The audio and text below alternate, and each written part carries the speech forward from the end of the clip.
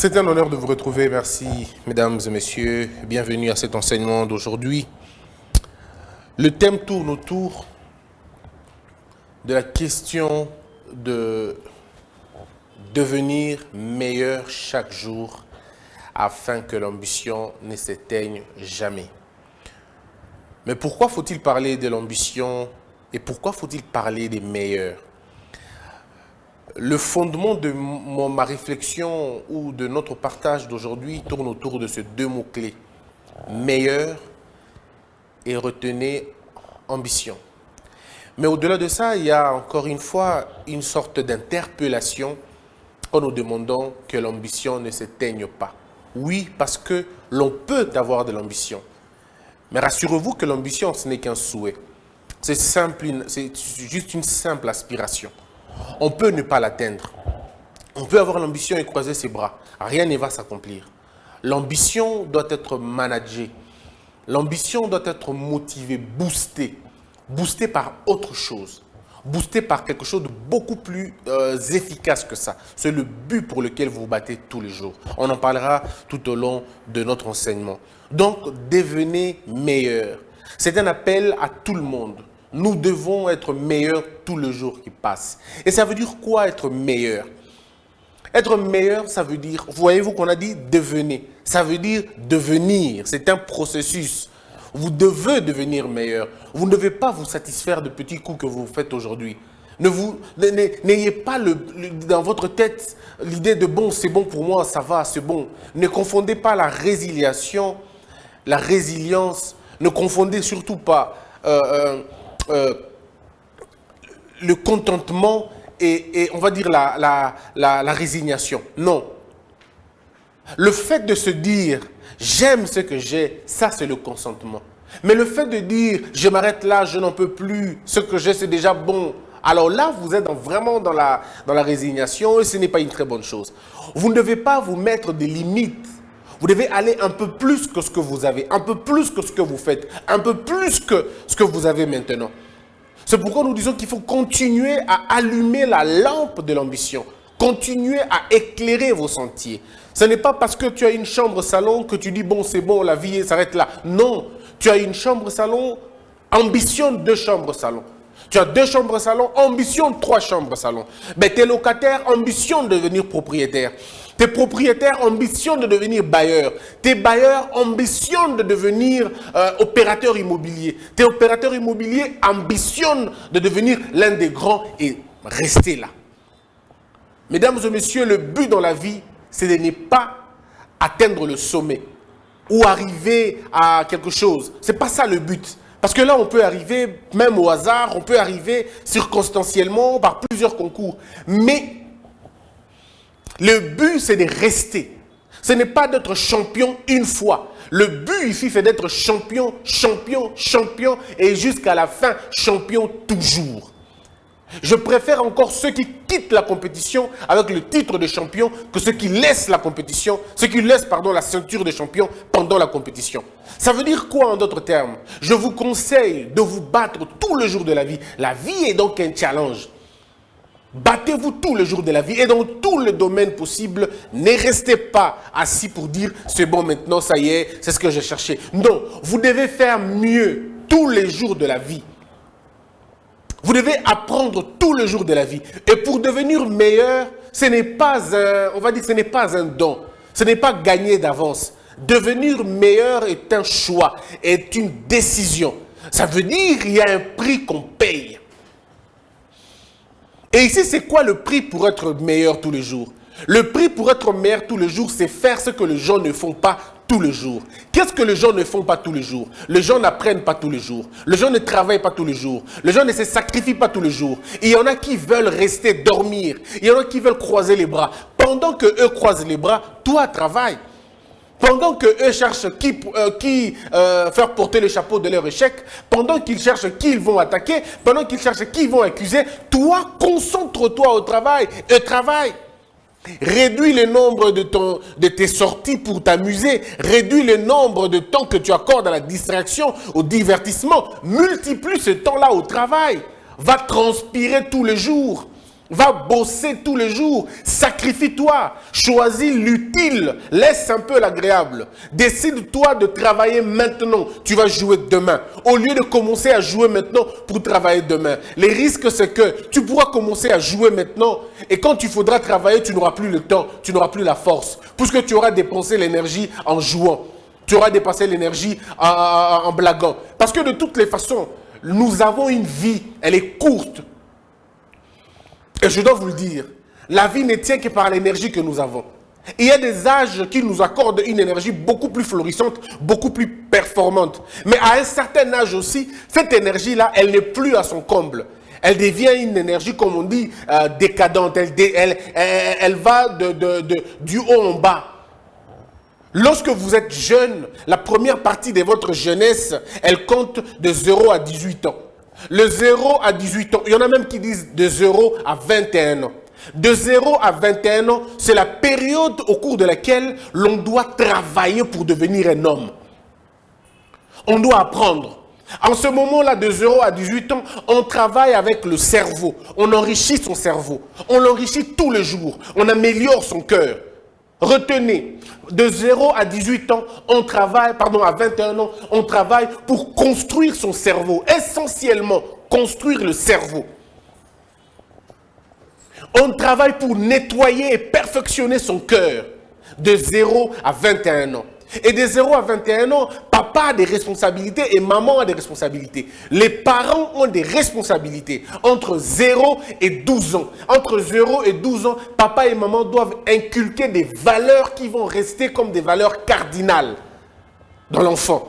Entre autres, ces valeurs, il y a l'amour, il y a la patience, il y a le respect, il y a l'honneur et l'essence de la parole. Lorsqu'on apprend à un enfant ces choses, de 0 à 12 ans, l'enfant comprend. Et on doit apprendre à l'enfant les interdits. Comment on respecte les interdits. Comment on respecte le sacré. C'est à cet âge-là. C'est là où on apprend à l'enfant. Au niveau de la maison, on apprend à l'enfant des valeurs éducatives. À l'école, on apprend aussi aux enfants des choses. La télévision est aussi là pour apprendre aux enfants certaines valeurs. À partir de 12 à 18 ans, l'enfant commence à apporter un peu de lui. Et c'est là que la rue devient difficile. Et c'est là que les parents doivent encore comprendre qu'il faut orienter maintenant l'enfant. C'est là que l'enfant a besoin d'éducation. Parce que l'enfant apprend le sexe pour la première fois pendant cette période-là. Posez la question à tous les jeunes. À tous les jeunes, ils vont vous dire. Ils ont eu leur premier baiser peut-être à 13 ans. Il y en a qui vous diront qu'ils ont eu leur premier baiser à 10 ans. Il y en a qui vous diront qu'ils ont eu leur premier baiser à 14 ans. Il y en a qui vous diront qu'ils ont eu leur premier baiser. Je parle de baiser. Je ne parle pas du sexe au sens propre, mais je vous parle de baiser. Il y en a qui vous diront à 16, à 17 ans. Donc, entre 12 et 18 ans, c'est la période de la découverte. Mais une découverte maladroite, une découverte imprudente, au point que si les parents ne sont pas là, l'enfant peut être dénaturé. L'enfant peut être détruit. Et plusieurs personnes ont raté la vie pendant cette période d'âge-là. C'est là où papa et maman doivent comprendre comment on collabore. Parce qu'entre 0 et 12 ans, l'enfant n'a pas beaucoup de volonté. L'enfant fait ce que papa et maman disent. Mais de 12 ans à 18 ans, l'enfant commence à se dire lui aussi il peut. C'est là que l'enfant commence à avoir des secrets. C'est là que l'enfant commence à entendre certaines choses à l'extérieur. Et c'est là que papa et maman doivent être vigilants. Donc l'éducation là n'est plus une éducation d'imposition ou une éducation unidirectionnelle, ça veut dire qui vient de papa et de maman, mais là ça devient une coopération. Voilà pourquoi papa et maman doivent installer la communication. On ne parle pas à un enfant de 12 ans comme si on parlait à un enfant de 4 ans ou de 6 ans. Un enfant de 12 ans doit être différent, traité différemment. On doit l'entendre, on doit l'écouter et faire attention à ce qu'il dit. C'est à cet âge-là que les enfants sont prêts à livrer certains secrets. Mais une fois qu'ils trouvent le jugement, la réticence des parents, les enfants ne disent plus rien. Ils commencent à développer ce qu'on appelle des secrets pour eux-mêmes. Ils ne vous diront pas. Et c'est là que vous allez voir que les enfants commencent à devenir les amis d'eux, les proches d'eux. C'est en cette période-là qu'ils commencent à avoir de meilleurs amis. Mais pourquoi ils ont de meilleurs amis en ce moment-là? Vous pensez c'est pourquoi? Mais c'est pour partager des choses qu'ils ne pourront pas partager avec papa et maman. Pourquoi? Parce que papa et maman jugent sans entendre. Donc l'adhésion, en ce moment-là, on est dans une éducation d'adhésion, pas dans une éducation d'imposition. Maintenant, on fait adhérer l'enfant à un couloir de vie. on montre à l'enfant comment on peut vivre avec les autres. Le monde extérieur s'est ouvert à lui. Aujourd'hui encore, c'est pire. La pornographie est là, les assassinats sont là, la délinquance est là, comment on appelle ça, la drogue est là. Toutes ces questions qu'on ne peut pas s'imaginer, ces questions s'invitent dans la vie de ton enfant. Puisque si lui, il ne l'entend pas, ses amis sont dans ça.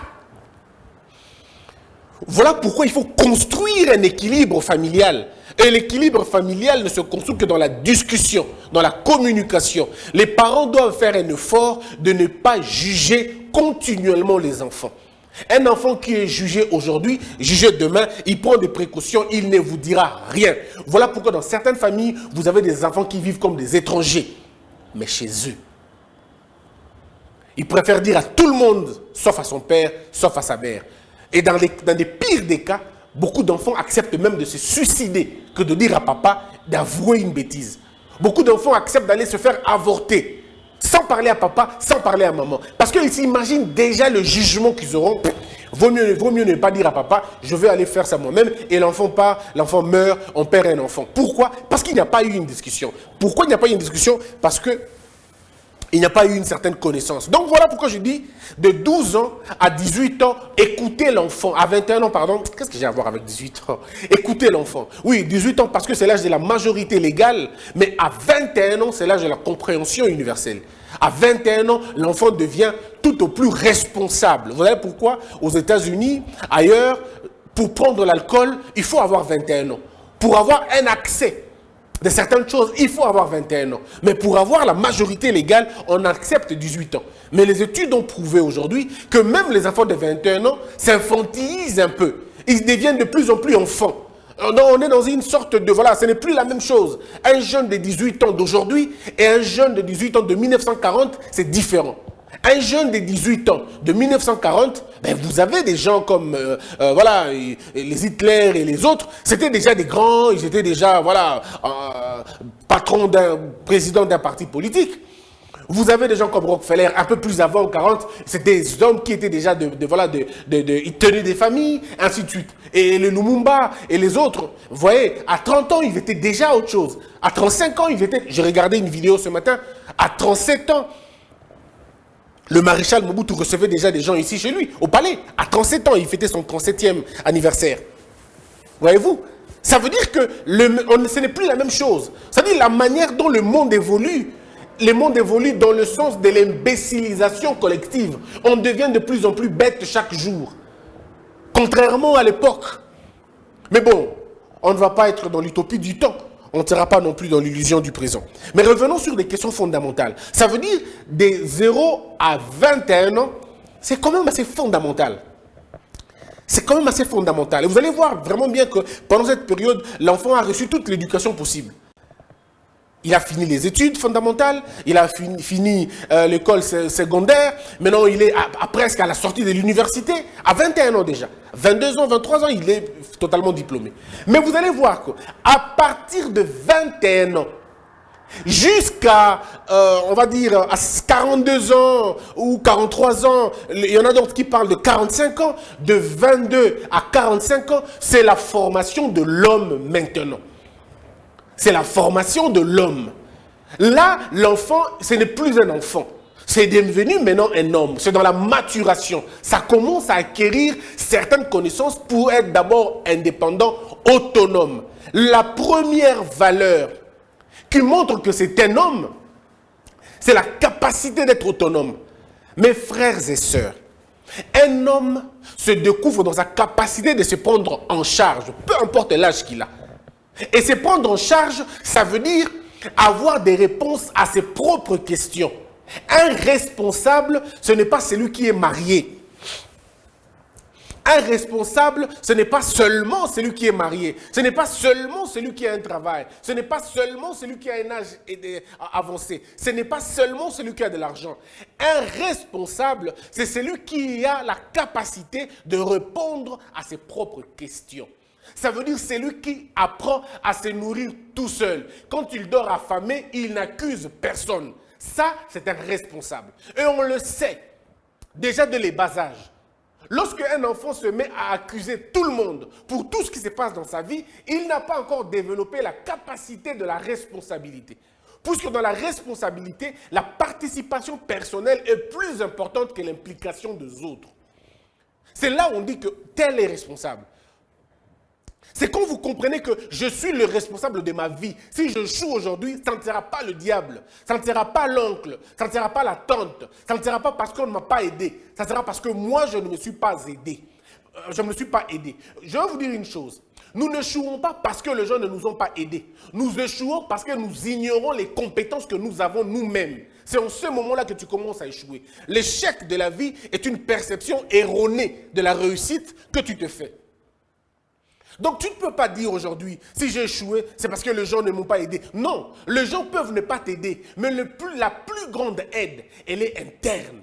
C'est celle que tu as toi-même. Dieu n'est pas méchant. Dieu savait que si nous devions réussir par rapport aux aides des autres, plusieurs personnes ne réussiraient pas.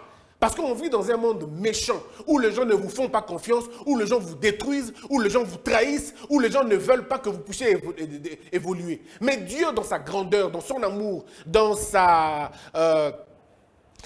amour infini, Dieu a placé la clé de la réussite de notre vie en nous-mêmes. C'est ainsi qu'on dit, la porte de la vie ne se ferme pas de l'extérieur, elle se ferme de l'intérieur. Et elle s'ouvre aussi de l'intérieur. Ça veut dire que la réussite ne dépend pas de ce que les gens vont faire de toi ou ce que les gens vont faire avec toi, mais la réussite dépend de ce que tu vas faire avec toi-même. Archimède disait en son temps, avec rien on fait peu, avec peu on fait plus et avec plus on fait des exploits. Il disait, donnez-moi un coup de pouce et je soulèverai le monde. Le problème ici, ce n'est pas ce qu'on fait de toi ou ce qu'on ne t'a pas donné. Parce que j'entends ici les gens dire, moi on ne m'a pas donné ceci, moi on ne m'a pas donné cela, moi on ne m'a pas fait confiance, moi on ne m'a pas, moi on ne m'a pas. Le problème c'est ce qu'on n'a pas fait. Non, ça ce n'est pas le problème. Le problème c'est qu'est-ce que tu as fait pour toi-même. Tel que tu es là, qu'est-ce que tu as fait pour toi-même? Combien de fois tu t'es organisé pour sortir de cette situation-là? Parce que pour sortir d'une situation calamiteuse, il faut d'abord connaître la situation calamiteuse en question. Si tu n'es pas dans ça, ça va être compliqué. Tu vas reproduire le même système et tu vas dire non, c'est le diable, et ça va lier en famille. Et ça va lier en famille. Parfois, nous répétons le même cycle parce que nous n'avons pas voulu oser autre chose, parce que nous n'avons pas voulu comprendre autre chose. Nous sommes restés dans le carcan là en disant c'est bon pour moi, ça y est. Non. De 22 ans, 21 ans à 42 ans, il faut que ça commence à déranger en toi. Il faut qu'il y ait une certaine démangeaison en toi. Que tu te dises, je dois, moi maintenant, exploser. Je dois quitter les nids familiales. Je dois voler de mes propres ailes. Moi, je ne comprends pas une seule chose. Je vois de jeunes gens de 22 ans, 23 ans, être encore fiers de rester chez eux à la maison. Je ne comprends pas. Comment tu as 22, 23 ans, 24 ans et tu es fier de rester dans la maison familiale? C'est vrai, tu vas me dire, mais on n'a pas le boulot. Mon frère, tu peux beau avoir des excuses, mais rappelle-toi dans la vie, tu ne peux pas avoir les deux en même temps. Tu ne peux pas avoir et les excuses et la réussite. Tu dois choisir une chose. Si tu choisis la réussite, travaille, mouille tes mains, salis tes mains. Quand je dis salir les mains, ce n'est pas en salissant les mains en volant ou en trichant. C'est salir les mains en essuyant ton front. Il y a une recommandation divine. Et ça, aucun miracle ne le changera. Tu mangeras par ta sueur. Ça, c'est la Bible qui le dit. Aucun pasteur ne va enlever ça. Si tu ne transpires pas, tu ne mangeras pas. Si tu ne travailles pas, tu ne mangeras pas. Et personne ne peut enlever ça.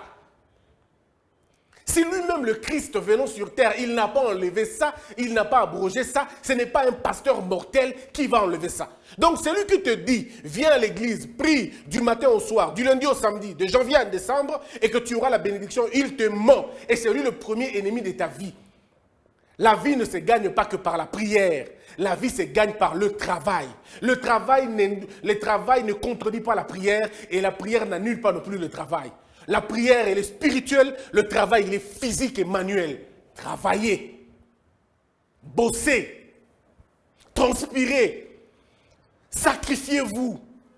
Arrêtez vos discours à la con. Et c'est que moi, je ne comprends pas les jeunes gens d'aujourd'hui. Je ne le comprends pas. Qu'est-ce qui vous prend au juste? Tous ceux qui réussissent ont des choses à vous expliquer. Tous ceux qui réussissent sont dans le noir, sont dans la magie. Et malheureusement, ceux qui le disent vont à l'église. Mais vous faites quoi dans vos églises? Comment vous priez un Dieu incapable de vous donner le minimum? C'est quel Dieu? C'est le Dieu de la médiocrité? Dieu n'est pas le Dieu de la médiocrité. Voyez-vous ce qu'il a fait déjà? Voyez-vous ce qu'il a construit? Quelle beauté! Regardez les étendues des océans et des fleuves. C'est à perte de vue. Regardez-vous vous-même la diversité de la faune et de la flore. Vous pensez que qui a créé ces oiseaux? Combien de temps il a pris pour faire toutes ces choses avec cette beauté comme ça? Mais c'est Dieu. C'est un travailleur. Vous avez vu comment il a fait le cerveau? Est-ce que vous avez déjà vu l'organe de cerveau? Comment il est ce truc?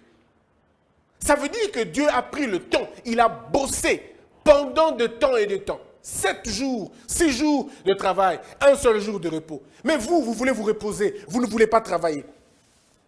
Et tous ceux qui réussissent, vous les attaquez. Oh, Asimbi Kisi, oh, Azana Kisi, appellera beauté. Bon, vous allez chercher quoi à l'église si votre Dieu est incapable de vous donner ce que les gens du monde ont? Comment vous faites des choses comme ça? Quand on réussit, c'est le diable. Parce que dans la conception de certains paresseux chrétiens, pour devenir président de la République, il faut être occultiste. Donc, dans leur imagination, Dieu est incapable de faire d'un de ses enfants président. Donc, le Dieu qui a fait de David roi, ce n'était pas Dieu, c'était le diable. Le Dieu qui a fait de Salomon roi, ce n'était pas Dieu, c'est le diable.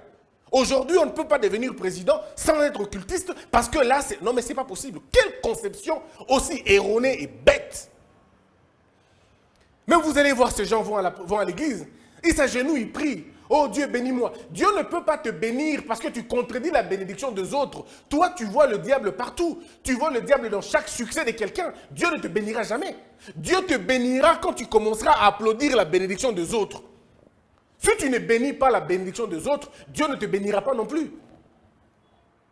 Une jeune femme, quand elle est propre, quand elle se soigne, non, elle est prostituée. Donc, votre Dieu là est un Dieu de la saleté. Donc, quand vous êtes sale, Dieu est avec vous. C'est pas possible. À un moment donné, je me pose des questions. Lorsqu'un garçon est propre, lorsqu'un garçon est beau, lorsqu'un garçon est charmant, il est pédé, il est homosexuel. Donc, vous qui êtes sale, qui sentez mauvais, qui sentez comme, je ne sais pas, de la... Bon, vous êtes des dieux. Donc, vous avez le Dieu. Donc, entre vous, entre nous, disons-le, entre la saleté et la propreté, Dieu réside où? Dieu est plus proche de la propreté que de la saleté. Donc, quelqu'un qui est sale, je suis convaincu qu'il n'a pas Dieu, puisque Dieu ne peut pas vivre dans la saleté. Il ne peut pas vivre dans le désordre. Mais toi, ta vie est désordonnée. Mais c'est toi qui dis aux gens, ben voilà, ça ce n'est pas Dieu, il faut que tu aies clair. Makambo, il faut que tu penses bien. Comme il faut que tu aies bien pensé. Bon, tu aies bien. Parce que bon garçon, il faut que tu aies bien. Pia kanayoana, tu aies bien. Le problème ici, c'est la mentalité la mentalité de la précarité, la mentalité de la médiocrité. Cette mentalité de la médiocrité se caractérise par quoi? Se caractérise par attaquer le symbole de la réussite. Ils attaquent ceux qui réussissent. Ils ne veulent pas accepter que Dieu peut élever les gens. Ils ne peuvent pas accepter ça. Un chrétien, un vrai chrétien, un croyant qui croit véritablement en Dieu ne doute pas de la réussite des autres. Il ne doute pas. Il dit que Dieu soit loué. Si c'est de Dieu, qu'il soit loué. Et c'est tout. Vous avez vu Jean-Baptiste? Il entend quelqu'un en train de faire des miracles énormes. Mais Jean-Baptiste dit, il ne doute pas. Il dit, allez poser la question si c'est vraiment lui. Il n'a pas dit que ce n'est pas lui. Il n'a pas dit que c'est le diable. Non. Il dit, allez d'abord poser la question. Mais vous ne posez même pas de questions. Vous condamnez directement. Bosemba comme président, c'est ça. Ah, qui c'est ça? Qui c'est wapi? Qui c'est ça? Le problème, c'est que ce qui nous amène à une faveur, mon Dieu est un Dieu qui m'avait déjà dit au départ, je ne te laisserai pas, je ne t'abandonnerai pas. Ce Dieu-là me l'avait déjà dit quand je n'avais rien. Il me l'avait dit. Et mon Dieu à moi ne ment pas. Mon Dieu à moi, ce n'est pas un homme. Il ne peut pas mentir. Et même quand ça ne marche pas, je sais qu'il est toujours là. Donc les gens peuvent imaginer tout ce qu'ils veulent. Les gens peuvent concevoir de plans, de projets, tout ce qu'ils feront. Rien ne va se passer puisque la Bible dit, ça n'aura pas lieu. Ça n'arrivera pas. Vous pouvez le lire dans Ésaïe 7,7. Le problème ici, c'est que les gens se mettent à se dire, mais comment on va faire pour les descendre? Comment on va faire pour... Le problème, ce n'est pas comment vous allez faire. Le problème, c'est que vous vous battez contre ce que Dieu a déjà décidé. Et vous devez travailler comme ça, mes frères. Je ne peux pas comprendre qu'un enfant de 22 ans, 23 ans, 24 ans, 26 ans ne soit pas gêné de rester chez lui, de rester chez ses parents. Vous devez être gêné. Ça doit commencer à vous gêner. Alors ne dites pas, mais on n'a pas le boulot, on n'a pas le travail. Le problème, c'est que vous attendez qu'on vous embauche. Vous attendez qu'on vous engage. Vous attendez ça. Le problème, c'est que vous attendez qu'on vous engage. Mais ce que vous oubliez, Dieu dans le ciel vous avez déjà sélectionné, vous avez déjà engagé pour réussir une mission quelconque. Et cette mission-là, Dieu l'a inscrite en vous. C'est dans vous. C'est en vous. Moi, je me rappelle, je fais le droit. J'ai fini en droit. Jusqu'aujourd'hui, j'étudie encore, je fais ma thèse. Toujours en droit. Mais le secteur où j'ai brillé le plus, c'était le secteur du journalisme. Et je n'ai pas entendu que quelqu'un me dise, je savais au fond de moi que Dieu m'avait donné quelque chose. Et je disais, je vais aller. Mais il y avait des blocages. Comme quand tu n'as pas fait le journalisme, tu ne t'en sortiras pas. J'entendais au fond de moi une voix me dire, va avec ce que je t'ai donné. Ne demande pas, Seigneur, avant de commencer le journalisme, je vais avoir un diplôme. Va avec ce que je t'ai donné. La connaissance de droit, mets ça dans le journalisme. Ils vont raconter ce qu'ils voudront raconter. Toi, concentre-toi. Et j'ai tapé mes 16 ans secs. J'ai fini le truc, je suis parti. J'ai tapé mes 16 ans secs. Je suis parti. Je finis mon journalisme, je suis dans autre chose maintenant. La vie, c'est comme ça, mes frères. La vie, c'est comme ça. Ne demande pas qu'est-ce que je n'ai pas. Demande-toi qu'est-ce que j'ai. Le minimum que tu as, ça peut faire l'affaire. Avec une seule allumette, on peut brûler toute une forêt. Une seule allumette, on brûle la forêt. Et alors, qu'est-ce que tu veux? Moi, j'ai quitté chez moi à la maison. Dans mon foyer, chez mon père, j'ai quitté, j'avais quel âge? J'avais 23 ans, 21 ans. Non, 23 ans. Oh, non, 21 ans, je pense. 2000. Bref. J'ai quitté à cet âge-là. Je suis venu vivre au home. Et j'ai dit à mon père, je ne rentrerai pas. Je me battrai ici jusqu'au bout. Aujourd'hui, je me suis battu jusqu'au bout. Plus ou moins, au bout de ce d'aujourd'hui. Demain, je sais que demain est meilleur. Et Dieu me réserve encore des choses. Le problème, c'est qu'est-ce que tu te dis chaque jour que tu te réveilles? Tu te réveilles avec quel chant dans ton cœur? C'est le chant de la détresse ou le chant de la gloire? Si c'est le chant de la gloire, tu finiras par réussir. Mais si c'est le chant de la détresse, tu ne réussiras jamais. Quand tu commences ta vie avec des questions, tu n'auras pas le temps de travailler. Nous, quand on se réveille, on continue, on se met en route. Tout va se mettre en place pendant qu'on est en train de marcher. On n'attend pas que tout soit calme pour foncer. Nous fonçons d'abord. Ça va être calme plus tard. Fonçons. À partir de 30 ans, un homme doit avoir l'envie de fonder un foyer pour construire un avenir et perpétrer sa race. C'est dans la trentaine qu'on a cette envie-là.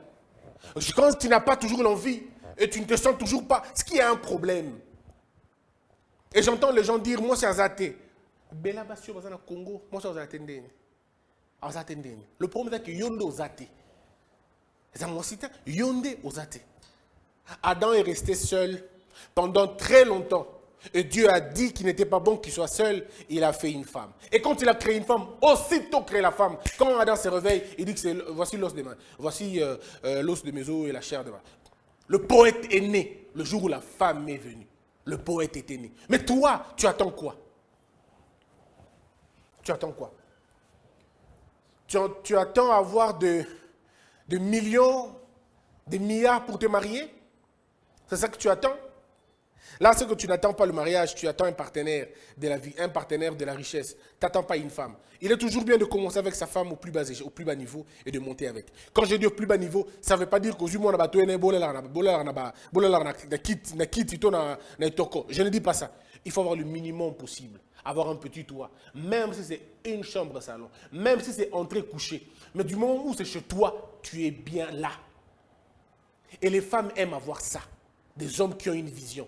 Vous traitez les femmes des matérialistes pour rien. Les femmes ne sont pas des matérialistes. Les femmes ne veulent pas perdre leur temps, c'est tout. Tu penses qu'une femme va perdre son temps avec un homme qui ne sait pas ce qu'il veut, qui ne sait pas où il va? Quelle est cette femme qui acceptera une bêtise comme ça? Toutes les femmes ne voudront pas de ça. Une femme qui accepte ça, c'est une fille. Une fille, tu peux dire, les filles vont généralement placer Indaka. Là où on fait la taf, on dit quoi? S'occuper la teuf, ceux qui l'animent. Les petites filles aiment ça. Mais la femme n'a pas besoin de ça. La femme a besoin d'un foyer. La femme a besoin d'une stabilité. La femme a besoin de savoir, mon homme a quelle ambition. Les femmes aiment avoir des hommes qui ont de l'ambition, les hommes qui savent où ils vont. Même si là où tu vas n'est pas loin, mais au moins que tu sois dans cette dynamique-là. Vous n'avez jamais entendu qu'une femme a quitté l'enfant d'un chef, d'un ministre pour aller chercher, vivre avec un coopérant? Vous savez pourquoi? Parce qu'elle a compris qu'avec ce monsieur-là, si son père décède, on sera tous dans la merde. Mais avec ce coopérant-là, c'est lui.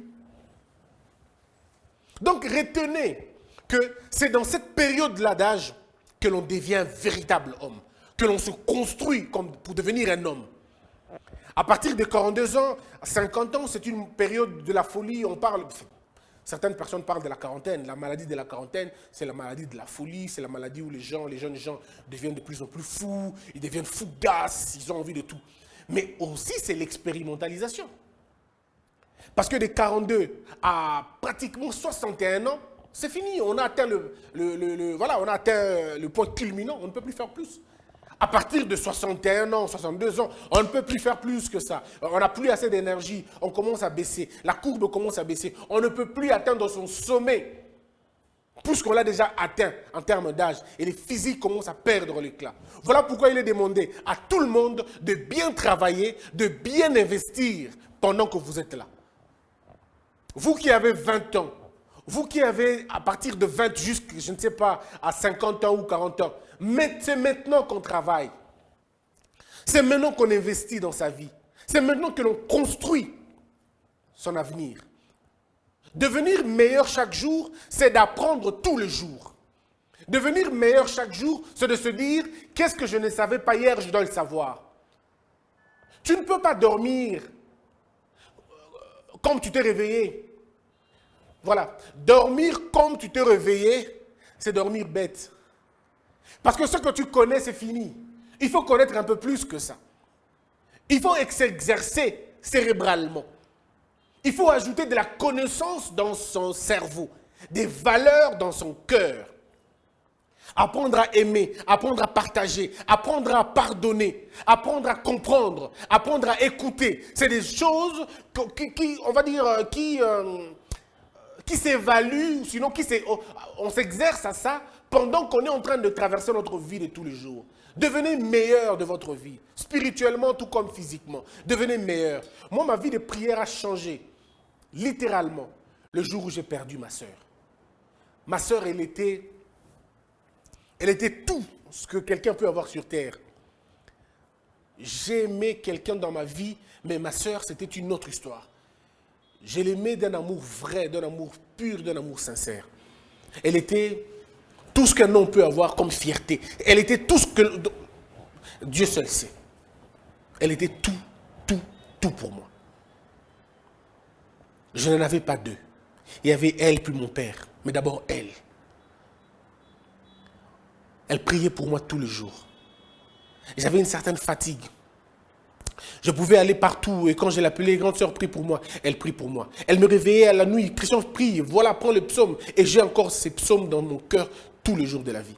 Mais le jour où ma sœur est décédée, c'est le jour où j'ai compris que le monde n'était pas ce qu'il est. C'est le jour où j'ai compris que je devais prendre ma vie de prière en main, personnellement. Et c'est le jour où j'ai compris qu'il fallait que je monte d'un autre niveau. Et c'est le jour où j'ai compris que je ne pouvais pas me réveiller sans prier. Je ne pouvais pas dormir sans prier. Je ne pouvais pas faire toute une nuit pleine sans me réveiller la nuit pour prier. Et elle me disait toujours, Christian, 3 heures est formidable pour prier. Tu peux tout rater, mais ne rate pas 3 heures. Prie toujours à 3 heures. Elle me le répétait tous les jours. Mais depuis qu'elle est tombée, je commençais à prier tous les jours. Je prie un autre... Vous voyez, comme on dit, je me prends personnellement en charge. Donc, spirituellement, j'ai compris qu'il fallait maintenant me prendre moi-même en charge. Parce qu'il y avait quelqu'un qui me prenait en charge, cette personne n'est plus, je me bats maintenant moi-même. Je veux simplement vous dire que vous devez vous améliorer tous les jours qui passent. Tous les jours. Physiquement, tu dois t'améliorer. Physiquement, tu dois apprendre à être propre tous les jours. Physiquement, tu dois apprendre à être bien tous les jours, être présentable tous les jours, à tenir compte de ce que tu es. Être beau, être charmant, être bien, c'est aussi bien tous les jours. La même chose aussi. Apprenez sur le style vestimentaire. Apprenez sur les vêtements. Apprenez comment on marie les couleurs. Apprenez ces choses, c'est important. Apprenez ça pour votre vie, pour votre... C'est toujours important. Améliorez-vous tous les jours en matière de votre cerveau. Lisez chaque jour. Je ne peux pas comprendre comment quelqu'un qui veut aller loin n'aime pas lire. C'est quand même étonnant, les jeunes d'aujourd'hui. Ils ont plein d'ambitions, mais leurs actions contredisent les ambitions qu'ils ont. Ils veulent aller loin, mais ils ne font rien.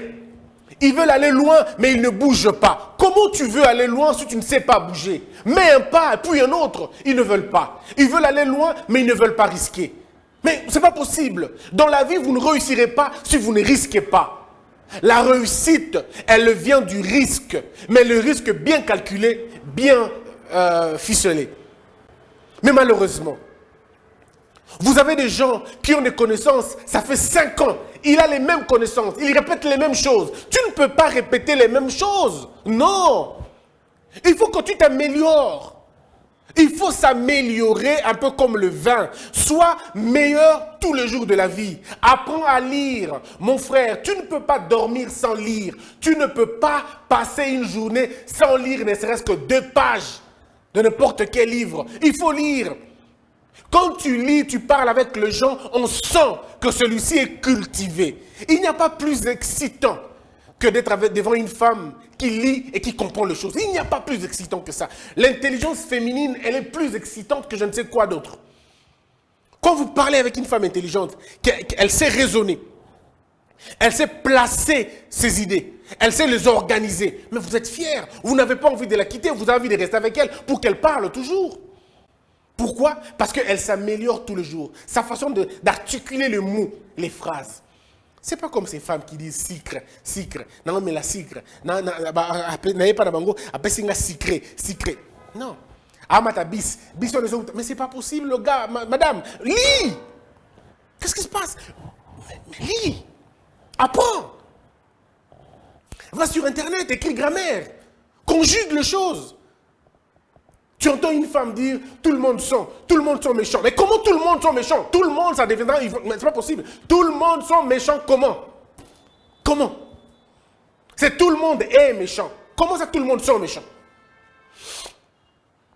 Tu entends une femme dire, or que, ça veut dire quoi? Tu choisis entre or et tu laisses que. C'est quoi l'affaire des or que ni? Tout ça parce qu'elles ne veulent pas lire. Et vous avez des hommes, c'est encore pire quand un homme n'est pas intelligent. Mais c'est encore pire quand un homme n'est pas intelligent. Lorsqu'un homme n'est pas intelligent, sa manière de parler, vous sentez que celui-ci, c'est vraiment une bombe. Quand un homme n'est pas intelligent, il faut voir ses yeux. Ça va dans tout le sens. En deux mots, ils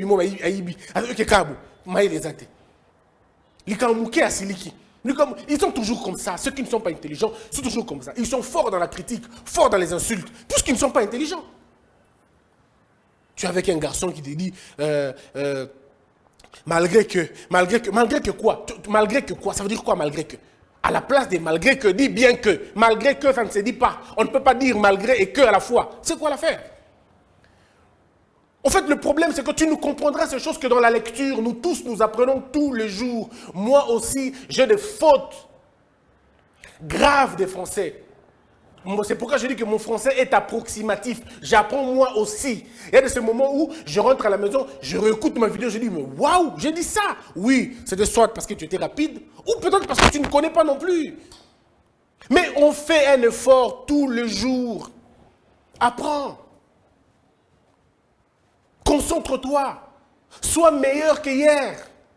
Que demain soit meilleur qu'aujourd'hui et qu'aujourd'hui soit meilleur qu'hier. Sois pertinent, performant chaque jour. Challenge-toi toi-même. Bats ton propre record. Essaie d'apprendre ce que tu n'as pas connu hier. Être meilleur, c'est savoir ce qu'on ne sait pas encore. C'est s'actualiser. La vie d'aujourd'hui est une vie d'actualisation. C'est une vie de la mise à jour. Mets-toi à jour. Apprends, mon frère. Apprends, ma soeur. Yekola. C'est dans la rue aujourd'hui. Les petits dictionnaires sont dans la rue. Sur Internet, n'en parlons même pas. Yo na téléphone, na yo, osaka na WhatsApp, na Facebook, na TikTok. Bongo Wikipédia, tina nangoni. Bongo Google, tina nangoni. Bongo IA, tina nangoni. Mais apprends à connaître ces choses. J'entends les gens me dire, Monsieur Bossembe, quels sont les livres que tu lis? En fait, il n'y a pas de livres magiques que moi je mets à lire. Non. Il n'y a pas de livres magiques. C'est des livres communs, comme tout le monde. Le livre dépend de ce que tu veux. Moi, si je vais apprendre la philosophie, je connais qui je vais lire. Si je lis au Congo, je vais lire le prof Kamana. Je veux lire les mémoires de nos professeurs de philosophie ici, au Congo. Si j'ai envie de lire la politique, je sais qui je veux lire. Si j'ai envie de lire la Constitution, mais comment je vais lire, comment je vais passer sans lire des professeurs de droit congolais? Je veux lire, il y en a beaucoup, je ne vais pas citer tous, mais ils sont beaucoup. Comment tu veux être un bon constitutionnaliste congolais, mais tu ne lis pas le professeur Essambo? Tu ne lis pas le prof Essambo, tu ne lis pas le prof Njoli, tu ne lis pas le prof Kalouba, tu ne lis pas le prof Bochab, tu ne lis pas le prof Mbata. Mais comment tu vas être grand? Mais comment? Tu veux être un grand administratif, enfin, tu veux comprendre le droit administratif congolais, mais tu ne lis pas le prof Vundoui. Mais tu te maudis. Tu veux être un grand économiste, mais tu ne lis pas le prof Mabi. Mais attendez 2 secondes, il faut lire. Et ça, c'est compliqué parce que tu vois les gens qui veulent devenir grands, mais ils ne lisent pas les grands dans leur domaine. Moi, ça me scandalise. Il y a un seul domaine où tu peux réussir sans vraiment lire beaucoup de gens. C'est être influenceur et influenceuse sur les réseaux sociaux. Là, tu n'as pas besoin de lire, tu as juste besoin de trémousser un peu, tu as juste besoin d'avoir des formes, voilà, et puis tu as juste besoin d'être un peu impoli, c'est bon, on va te suivre et tu te feras beaucoup de vues, c'est tout. Mais si tu veux percer dans le monde scientifique, ou dans le monde politique, ou dans le monde spirituel, il faut apprendre à lire les grands. Tu ne peux pas être un brillant pasteur si tu ne lis pas les Billy Graham, le pasteur Roland Dallot, le pasteur Marcelo, le pasteur... ils sont nombreux, hein, ils sont vraiment nombreux, ils sont très nombreux. Pasteur le Paul Mutombo, ils sont nombreux, tous ces grands pasteurs-là, tu dois les lire. Si tu veux être un pasteur, tu dois lire ces gens-là. Parce que vous allez dire, non, moi si je veux être pasteur, je vais... Mais comment tu veux être pasteur? Tu ne lis pas les autres pasteurs. Oh non, moi la Bible me suffit. La Bible ne te suffit pas, c'est faux. Tu te consoles. Voilà pourquoi dans tes prédications, tu es approximatif. Parce que tu n'as qu'un seul outil, c'est la Bible. Non, il faut apprendre autre chose. Si tu lis seulement la Bible, que la Bible seulement, et que tu ne t'appuies pas sur rien d'autre, tu n'as pas autre connaissance en dehors de la Bible, tu vas dire que la guerre de l'Est, là, c'est la fin du monde. Tu ne sauras pas interpréter les choses. Tu vas dire que la guerre qui se passe à l'Est, c'est la fin du monde. Tu vas dire que ce qui se passe maintenant en Israël, c'est la fin du monde. Tu vas te mettre à raconter des histoires. Pourtant, il y a des guerres depuis 2000 ans. Il y a des guerres. Jésus-Christ est né pendant la guerre. Pendant la colonisation. 2000 ans. On est toujours dans ça. Hein, c'est la fin. Non, parce que tu ne connais pas. Lis. Lis. L'apôtre Paul vous recommande d'ajouter à la fois un peu de connaissance. Lisez. La Bible a été écrite par je ne veux pas dire des savants pour exagérer, la Bible a été écrite par des érudits, par des hommes extrêmement intelligents. Il faut lire. N'écoutez pas ceux qui vous disent, il ne faut pas beaucoup lire, ça va vous égarer. La Bible n'imbécilise pas. La parole de Dieu n'abrutit pas. C'est d'ailleurs une affaire des hommes intelligents. Il faut lire. Les pasteurs que je viens de citer ne sont pas forcément le meilleur des pasteurs. Non, c'est juste un exemple. C'est juste un exemple. Juste un exemple. Sinon, ils sont nombreux. Je les citerai tous, ils sont nombreux. Il y a les pasteurs de Bandal. Ils sont nombreux. Beaucoup sont nombreux. Quand je dis, ils sont nombreux, en tout cas. Il y a qui, comment son nom est parti, mais ça va venir. Le pasteur Mbakana. Ils sont nombreux. Quand vous les entendez prêcher, tu sens que le pasteur a la connaissance. D'abord, la connaissance, on va dire, universelle, et puis il a la connaissance de la Bible. Quand vous entendez le pasteur de Sang Précieux, le pasteur Jean Bosco, quand vous l'entendez interpréter, prêcher, le pasteur Sony, vous les entendez, je dis bien prêcher. Ne me faites pas entrer dans vos histoires, dans vos considérations personnelles. Je parle de la compréhension. Tu ne peux pas comprendre la Bible si tu n'es pas intelligent. Non, tu ne peux pas. La Bible, c'est une histoire des savants. Tu ne peux pas comprendre ça comme ça. Dieu te donne la révélation de comprendre les choses. Mais si tu n'as pas une base, tu vas aller dans tous les sens. Tu vas aller dans tous les sens. Donc c'est pour dire tout simplement que les deux ne s'opposent pas. Être intelligent et avoir la révélation, ça ne s'oppose pas. On peut être un pasteur extrêmement intelligent et extrêmement puissant dans la parole de Dieu. L'onction n'annule pas l'intelligence. Oui, il faut dire ça aux gens pour qu'ils comprennent. On peut prêcher formidablement bien en Swahili. Il y a un pasteur qui prêche en Swahili. Je ne connais pas son nom malheureusement. Il est fort en taille, mais il prêche formidablement bien. Il est fort en taille, il est grand. Il prêche formidablement, mais en Swahili. Ce n'est pas en français, en Swahili. Mais quelle pertinence, quelle compréhension. Il y a des pasteurs, quand ils vous parlent de la parole de Dieu, vous dites oui, oui, ça va. Le pasteur Dodi, Emmanuel Dodi. Mais quelle intelligence. Oh, bref, devenez meilleur. Maintenant, vous les jeunes prophètes, si vous voulez devenir des bons prophètes, votre foi est formidable. Votre relation avec Dieu, c'est bien. La connaissance de la Bible, c'est encore formidable. Mais apprenez.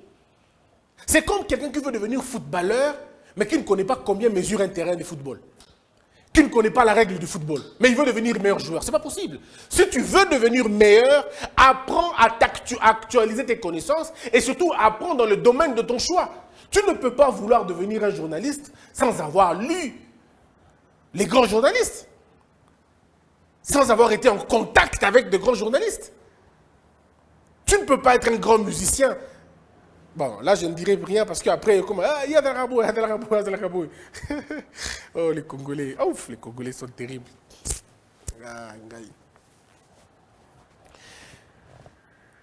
Voilà, donc tu ne peux pas penser devenir grand si tu ne lis pas les grands.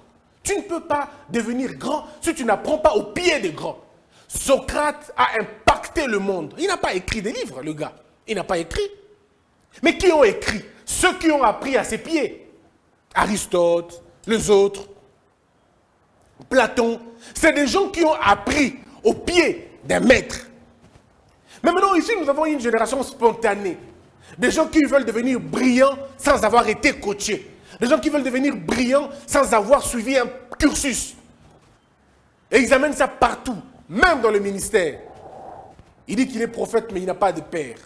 Il dit qu'il est prophète, mais il n'a pas été intronisé, ou je ne sais pas moi les termes que vous utilisez à l'église. Ce n'est pas possible. Il n'y a que les bons élèves qui deviennent de bons maîtres. Christ, pour venir sur terre, il s'est d'abord fait enfant, fils d'eux. Il a un pacte sur le monde, sur l'humanité, sur le temps. C'est devenu une référence. Mais toi, tu n'as pas de référence. Non, tu n'en as pas. C'est toi et toi tout seul. Non. Apprenons. Excusez-moi. Pour être meilleur, pour devenir meilleur chaque jour, c'est dire correctement les choses. À apprendre à dire correctement les choses. Tu veux être meilleur dans ce que tu fais? Essaie de faire ce que les autres ne font pas. C'est-à-dire, quand les autres travaillent, quand ils dorment, toi travaille. J'aime ce que c'est que Cicéron dit. Cicéron dit à ses amis à l'époque, il dit, vous quand vous jouez, vous quand vous vous amusez sous la belle étoile, à la lune, au clair de la lune, moi je me mets à étudier, je me mets à travailler. Il est impossible que vous me battez. Et c'est vrai, personne n'a pu le battre. Pourquoi? Puisque le gars a compris que pendant que les autres dorment, moi je travaille. Vous savez, pendant que l'Afrique est en train de se détruire, pendant que l'Afrique est en train de saluer les coups d'État, pendant que l'Afrique est en train d'applaudir les coups d'État, pendant que l'Afrique est en train d'applaudir les mauvaises gouvernances, pendant que l'Afrique est en train de cautionner les mauvaises élections et d'en produire, pendant que l'Afrique est en train de faire un effort d'être l'élève correct de l'Occident, pendant que l'Afrique est en train de se chercher un nouveau maître, la Russie, pendant que l'Afrique est en train d'applaudir que la Russie vienne dominer l'Afrique, les Chinois sont en train de travailler. Les Chinois sont en train d'imaginer comment ils vont devenir meilleurs dans 20 ans, dans 30 ans. Pendant ce temps, l'Afrique est en train de célébrer les coups d'État. Pendant ce temps, l'Afrique est en train de cristalliser la mauvaise gouvernance. Pendant ce temps, l'Afrique est en train de se chercher qui est le meilleur danseur, qui a la meilleure voix, qui a le meilleur followers, qui est le meilleur, on va dire, influenceur. L'Afrique est dans ce débat puéril, enfantin, inutile et rétrograde. Pendant ce temps, l'Europe est en train d'imaginer comment changer le système. Pendant que nous, on est en train de jouer, l'Europe est en train de dire comment on va faire pour nous passer du pétrole. Comment on va faire pour nous passer du cobalt. Comment on fera pour nous passer du coltan. Ils sont en train d'imaginer comment inventer un autre système économique, un autre modèle politique. Puisque finalement, ils ont compris qu'ils ont tout perdu. Et ils sont en train de tout perdre. L'ordre ne reviendra plus. C'est fini. Ils ne reviendront plus comme avant. C'est fini. Avec la nouvelle génération éveillée, mais pas très intelligente, on est éveillé, on refuse, mais on ne propose rien. Nous ne voulons pas que la France nous colonise, mais qu'est-ce que vous faites vous-même? Rien du tout. Rien du tout. Le peu d'élites que vous avez, vous les chassez. Le peu d'élites que vous avez, vous les combattez. Le peu d'élites que vous avez, vous les ignorez. Vous devez savoir qu'il il faut faire la part de choses entre le réveil et l'éveil. Vous pouvez vous réveiller, mais si vous n'êtes pas éveillé, vous allez encore vous endormir. Faites la part des choses. Et c'est quand on dit ça, les gens pensent qu'on est en train de blaguer. Pendant que vous êtes en train de jouer, l'Amérique est en train de se dire comment on va faire pour garder, maintenir notre position. La Russie est en train d'imaginer comment, à son tour, elle pourra envahir l'Afrique. Nous, on est dans les débats inutiles. Hein. On est dans les débats, Olingi a fait ceci, Nani a fait cela, Traoré a été dans ça, Traoré... On est dans ça, dans ces débats-là, qui ne vont pas nous avancer. Voyez-vous? Ça veut dire que nous devons choisir ce que nous voulons vraiment. Comment nous voulons travailler? Quel est le niveau, en fait, le système éducatif africain, nous le voulons comment? Nous le pensons comment? Sur quel modèle? Sur quel fondement? Nos enfants doivent apprendre quoi pour demain? Quels sont les enjeux de l'heure aujourd'hui? Et c'est par rapport aux enjeux de l'heure que vous apprenez vos enfants. On forme les enfants pour répondre à un besoin. On ne forme pas les enfants pour le besoin d'être des diplômés. Sinon, vous aurez des diplômés chômeurs. Et lorsqu'il y a des diplômés chômeurs, ils créent beaucoup plus de dégâts que lorsqu'il n'y a que des chômeurs. Maintenant, c'est à vous de voir qu'est-ce que vous voulez.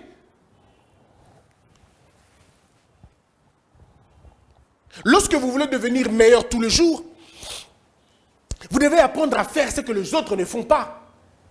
Combien d'opportunités il y a maintenant que les gens ne regardent pas, que les gens ne voient pas? Plusieurs opportunités. Aujourd'hui, l'économie nous offre deux opportunités, mais terribles. Mais personne n'en parle, personne ne regarde parce que ça ne nous intéresse pas. Nous voulons tous être dans le bureau climatisé. On veut tous être engagés, on veut tous être des employés. Mais nous oublions que pour être des employés, il faut qu'il y ait des employeurs. Et si les employeurs ne sont pas là, ça va être très compliqué. Que faites-vous de la génération que vous avez aujourd'hui? L'Afrique a plus de jeunes gens. Mais que faites-vous de ces jeunes gens-là? Ils font quoi? On les emploie dans les groupes armés ici, partout à travers l'Afrique. Ils sont dans les groupes armés, ainsi de suite. Ils sont dans quoi? Offrez à ces jeunes gens une possibilité honorable. Donnez-leur envie de rêver. Sinon, ils vont suivre la Méditerranée. Et donc, il y a tellement de choses à dire. Pour devenir meilleur tous les jours, il faut oser.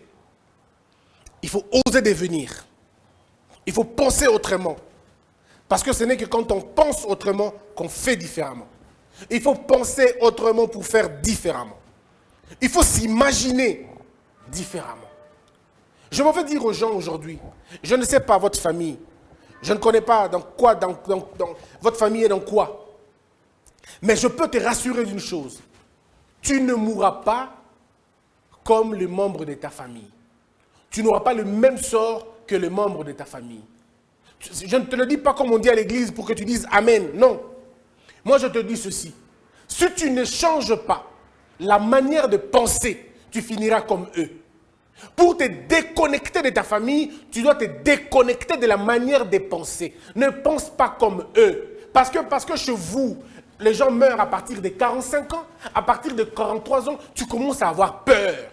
Il ne faut pas avoir peur quand tu as 43 ans. Brave la mort. La vie te sera donnée. C'est Abou Bakr qui le dit. Change ta perception. Dis que nous sommes dans une même famille, mais on n'a pas le même destin. Le président Tshisekedi est dans une famille nombreuse. Plus de 7 frères, si je ne me trompe pas. Mais c'est lui le président. Monsieur Joseph Kabila, c'est la même chose. Il a un frère. Mais chez lui qui a été président. Chez Sarkozy, chez les autres, c'est la même chose. Peu importe, vous pouvez être 10, 20, 30. Tu n'es pas obligé de répéter l'histoire de ta famille. Il faut que tu le dises toi-même. Que je suis de cette famille, mais je n'ai pas le même destin que tout le monde. Je ne finirai pas comme eux. Je connais des gens qui ont peur. Ils sont dans des familles où tout le monde a divorcé. Elle aussi commence à avoir peur. Moindre dispute, elle a peur que ça finisse mal. Tu n'as pas besoin de marcher avec cette peur. Toi, dis-toi que tu ne finiras pas comme ça. Ce que ta bouche déclare tout le jour finira par arriver. Ce que ta bouche déclare tout le jour finira par arriver. Si tu commences à avoir peur, oh, je finirai par mourir, oh, moi je finirai par attraper cette maladie. Moi, mon frère, les scientifiques ont prouvé que dans une famille de diabétiques, tout le monde n'est pas diabétique. Ça a été prouvé. Tout le monde n'est pas diabétique. Le problème ici, c'est de refuser le même sort. Refuse le même sort que tout le monde. Dis-toi que je ne suis pas comme eux. Je ne finirai pas comme eux. Parce que je ne suis pas comme eux. Si tu commences à le dire tous les jours, il n'y aura aucune possibilité pour toi de répéter la même chose. Mais, à condition, non seulement de dire que je ne suis pas comme eux, mais de ne pas faire comme eux. De ne pas penser comme eux. Ta sœur, c'est à 15 ans qu'elle a commencé les histoires des hommes. Toi, refuse ça. Ta sœur a eu un enfant en dehors du mariage. Ta grande sœur, la même chose. Toi, tu peux dire non. Tu peux dire non. Je me concentre aux études. Je finis d'abord mes études. Et puis je vais voir ça après. Je choisis les hommes qui viennent dans ma vie. Ce n'est pas celui qui vient me dire je vais t'épouser et je suis ok, prends-moi. Non, je refuse ça. Il faut ambitionner. Mes frères, quand papa n'a rien laissé, quand maman n'a rien laissé, tu dois tout laisser. Papa n'a pas laissé un nom, maman n'a pas laissé un nom. Toi, tu dois laisser un nom. On doit se souvenir de votre trace familiale par toi. On doit dire la famille telle, par toi, en t'indexant toi. Tu dois inscrire le nom de ta famille dans les annales. Tu dois rendre fiers tous tes frères et toutes tes sœurs. Quand on le rencontrera avec ton nom, qu'on dise « Ah, tu es le frère de. Ah, c'est toi la sœur de. » Oui. Mais c'est ça la grandeur. C'est ça là, le sens d'ambitionner. Tu ne croises pas les bras en attendant la mort arriver. C'est quoi ça? Bats-toi un peu. Tu ne vas pas rester bras croisés. Le monde va te marcher dessus et toi tu te laisses marcher dessus? Non. Quand le monde veut te marcher dessus, montre au monde que c'est toi qui lui marcheras dessus. Et c'est comme ça que la vie marche. Et le courage d'avancer, malgré les peines, malgré les difficultés, et le courage d'avancer. Ne baissez jamais les bras. Ne vous regardez jamais petit. Jamais. Ne vous dites jamais des mauvaises choses. Ne prononcez jamais des méchantes choses sur vous-même. Ne dites jamais que vous ne pouvez pas. Ne dites jamais que vous ne réussirez pas. Ne dites jamais que vous n'êtes pas fait pour ça. Ne dites jamais que ça, ce n'est pas vos affaires. Dites plutôt que je suis appelé à la grandeur. Je suis appelé à la réussite. Je réussirai ma vie. Je marquerai mon temps. J'impacterai ma génération. Je serai une référence. Dis-le, répète-le et crois en ça. Rappelle-toi ce que tu te dis toi-même plusieurs fois devient une seconde nature pour toi. Et ça va commencer à te motiver. À te motiver encore. Continue à espérer malgré les circonstances. Il faut toujours prononcer les bonnes choses. Il faut nourrir son cerveau. Avoir une mentalité saine et différente. Parce que si tu veux, ce sont les enfants de pauvres qui dirigent aujourd'hui le monde où il y a eu les enfants des riches. Ne crains pas la vie. La vie est un mystère, mon frère. Ne crains pas la vie. Elle est un mystère. Est-ce que ça est bongo? Omoni biloko tozo bangi so lelo, lobi oko mata likolo nango. Batu musu bata lelo, bazo sekana biloko so o pesa ki bango pasi lobi. Omona mutawal atambola na mutu ka moko lundi, mususu mardi, mususu mercredi. Obengi orgueil, obenga ta orgueil, te aza orgueil te. Tangu pasi na ko nyokola e, ozala kite. Aujourd'hui, il en profite, il jouit de sa vie, sans orgueil, sans détruire les gens. Et loko moni sa pasi yobe nyokola yango lelo so ozu yango. Comment ça n'a raté loko wana? Et là, quand ça passe sur aux yeux, on nyokola yango. Ce que dans voyage, on nyokola autant que ça qui n'ont moins d'amouké, neko. Kende États-Unis, zonga lobby 3 jours après kende lisous. Sala yango bongo. Ce que dans mutuka, le lot dans la mutuka, dans la range, tambola, ta musique, ma casse, le colonne ngolingi, baisser volume ngolingi. Bref, tout ce que je te dis, nyokola o et nyokola yo, c'est la vie. Offre-toi le plaisir, mais que la motivation ne soit pas celle de piétiner les autres. Que ta motivation ne soit pas celle d'écraser les autres. Que ta motivation ne soit pas celle de remettre Sabaninga Soyi. Challenge-toi toi-même, dit. Vous voulez que je vous dise un truc? Je vais vous dire un secret.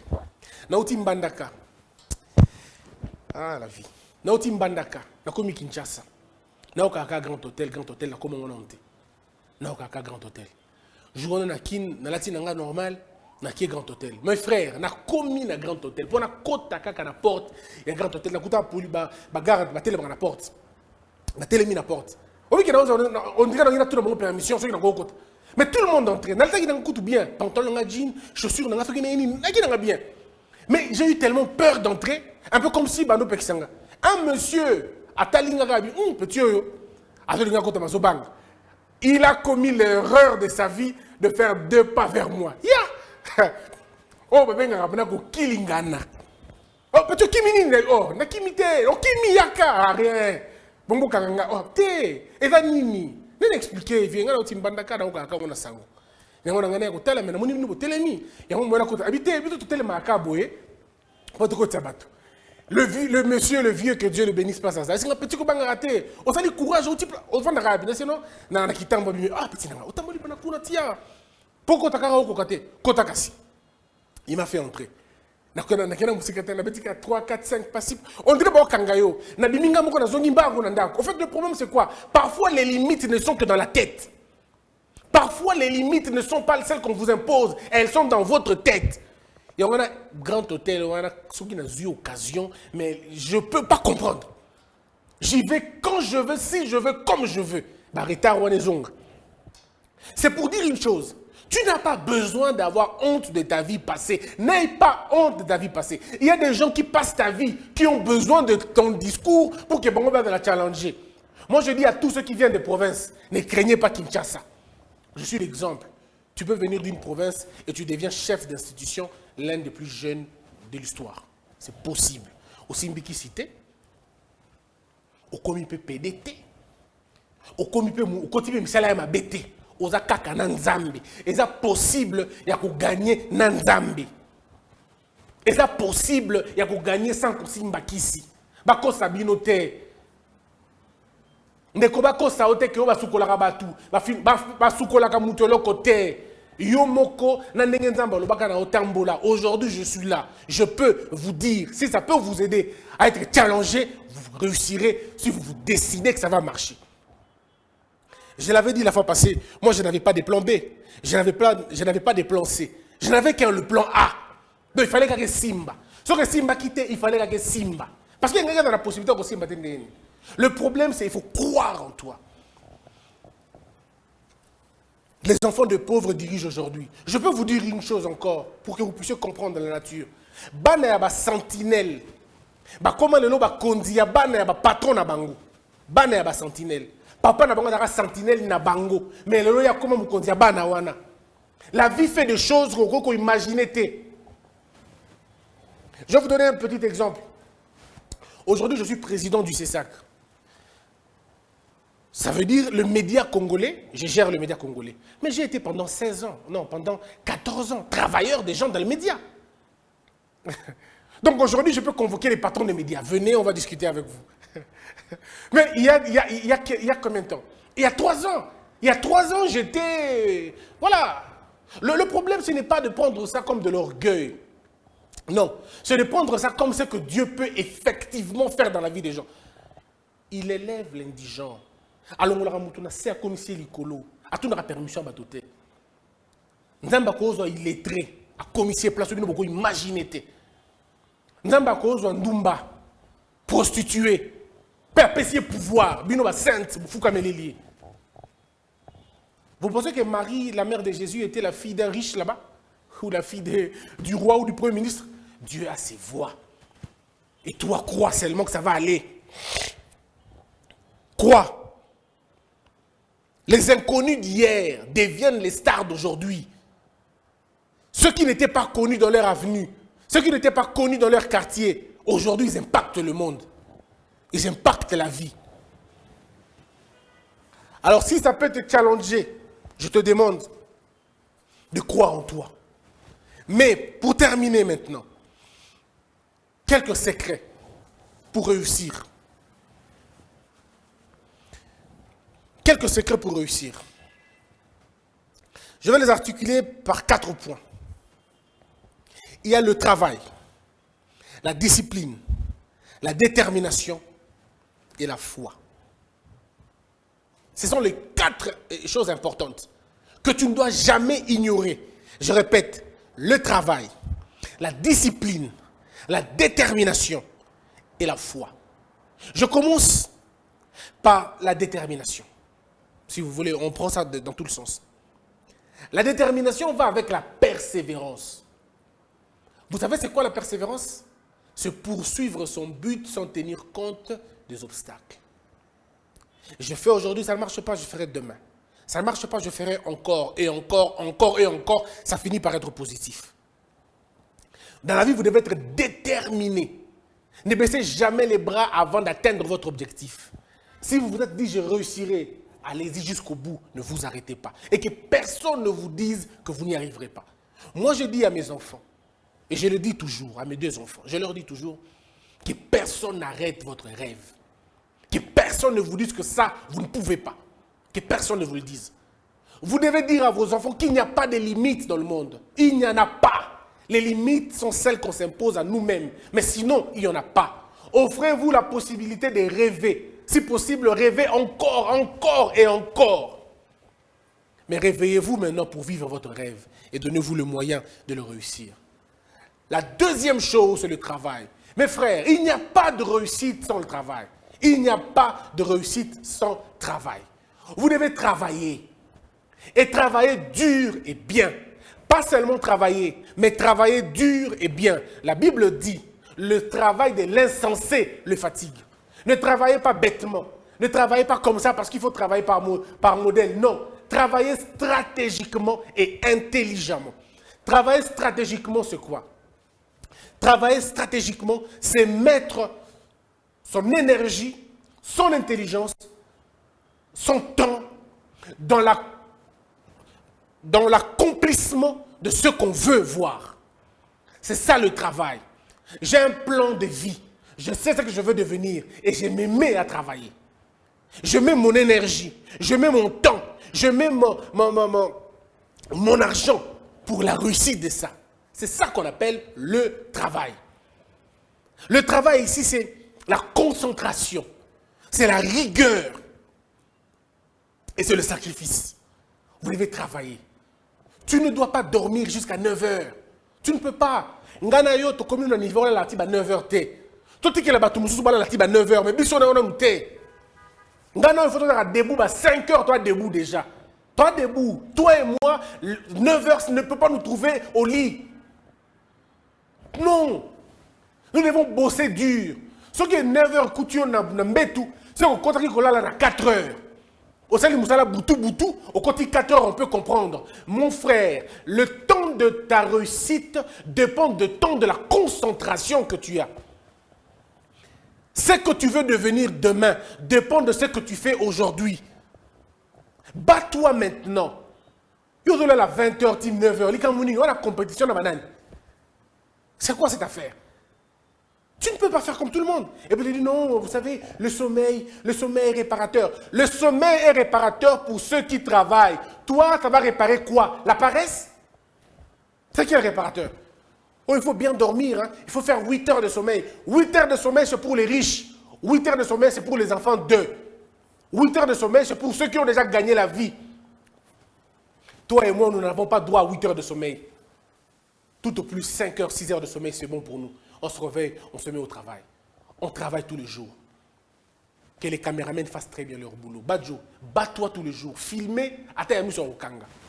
C'est-à-dire qu'on va chercher un caméraman, qu'on te cherche toi. Non, Te, Badjouanaya. Si tu es écrivain, écris les meilleures lettres que possible. Pour que quand on va chercher un écrivain, que ça soit toi. Réveille-toi à minuit, mon frère. Mets-toi à écrire. Mets tes pieds dans l'eau. Écris. Quoi? Tu veux devenir avocat? Mais attends, si tu veux devenir avocat, mais il faut être grand. Il faut être... Mais il faut lire. Il faut apprendre.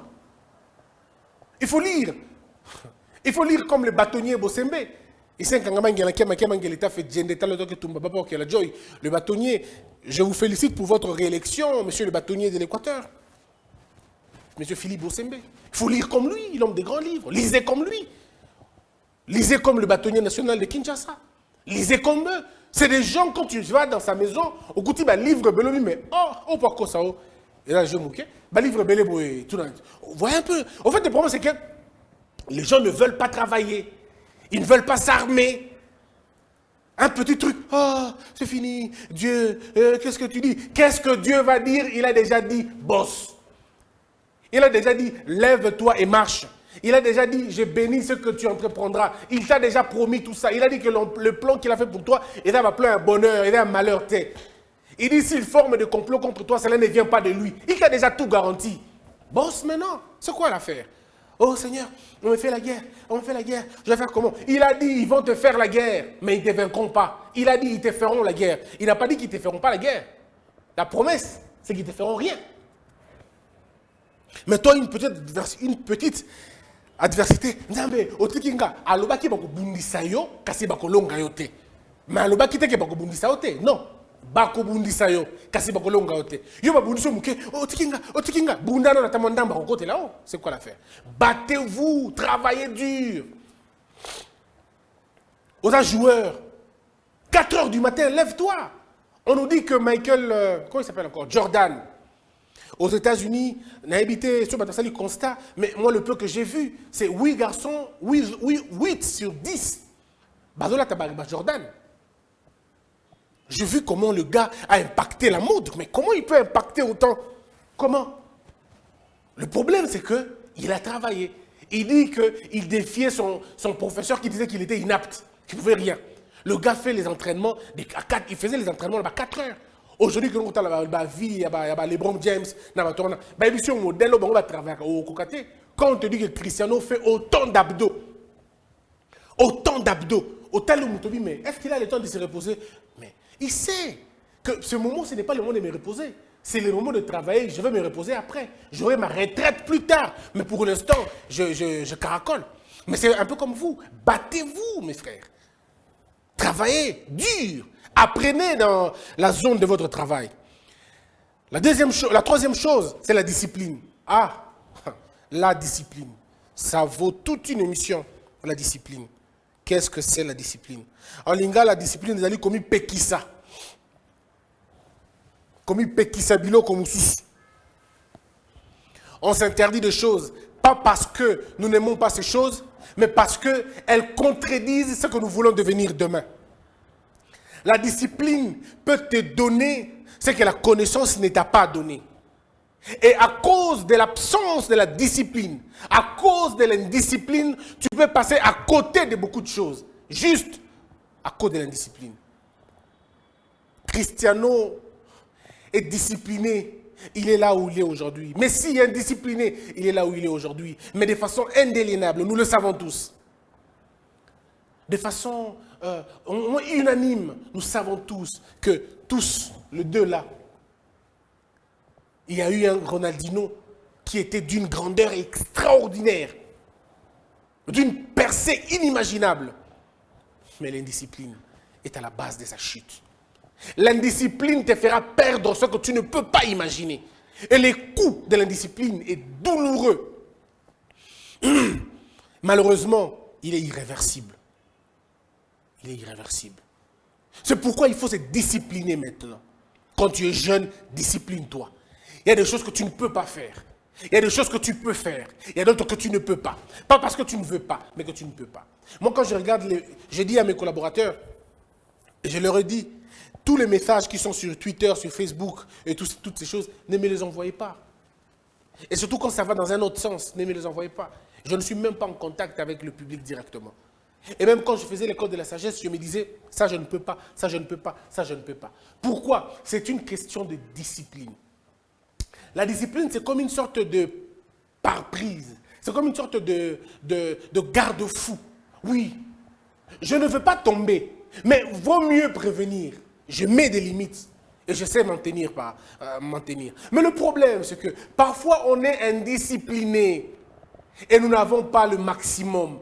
L'indiscipline, ça ne veut pas dire que tu n'auras pas ce que tu veux.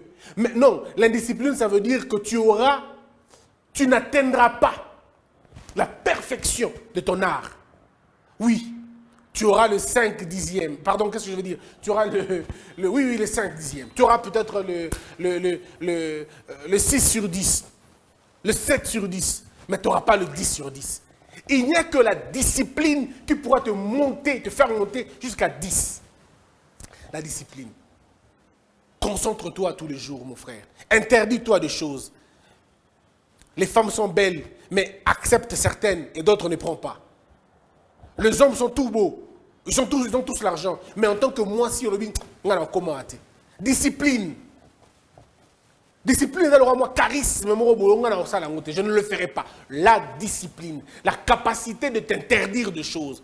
La discipline, c'est faire ce que l'on doit faire, pas parce qu'on veut, mais parce qu'on doit le faire. Je prends le médicament, pas parce qu'il est bon, mais il est important pour moi. Ça doit me guérir, il faut que je le prenne.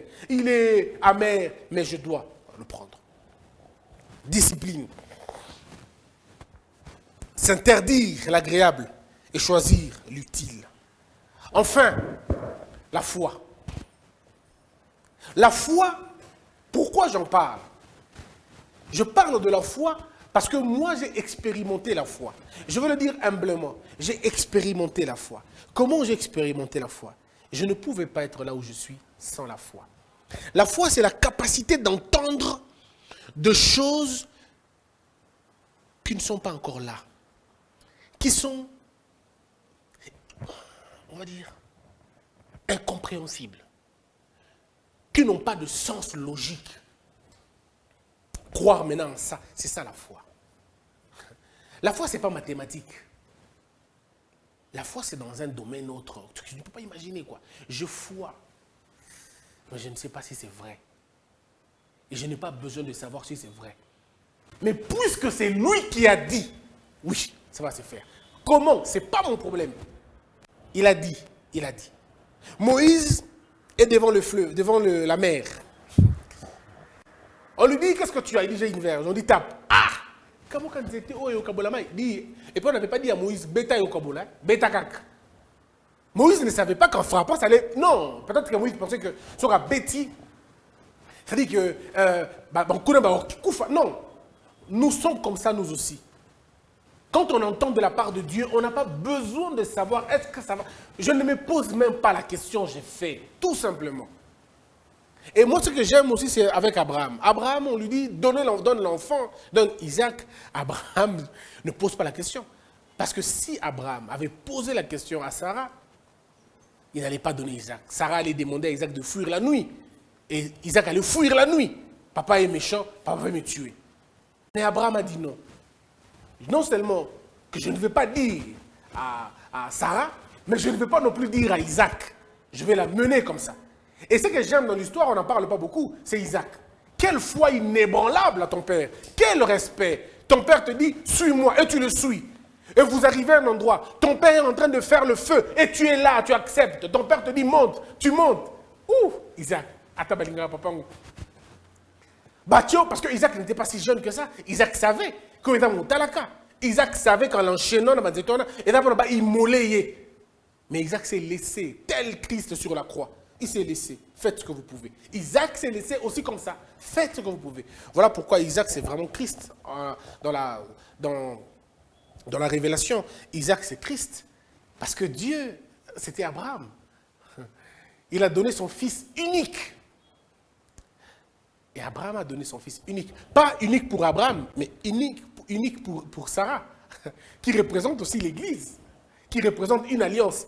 Bref, c'est une longue histoire si on y va là-bas. Mais vous comprenez au moins que de la même manière, Isaac s'est laissé sans défense, de la même manière, Christ s'est laissé sans défense sur la croix. sachant qu'on allait le tuer, sachant qu'on allait l'immoler.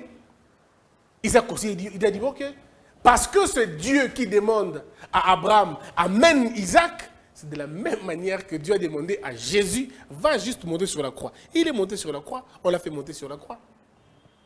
Donc ça veut dire que vous devez avoir cette capacité de croire en ça. Le problème ici, c'est qu'est-ce que Dieu vous a dit?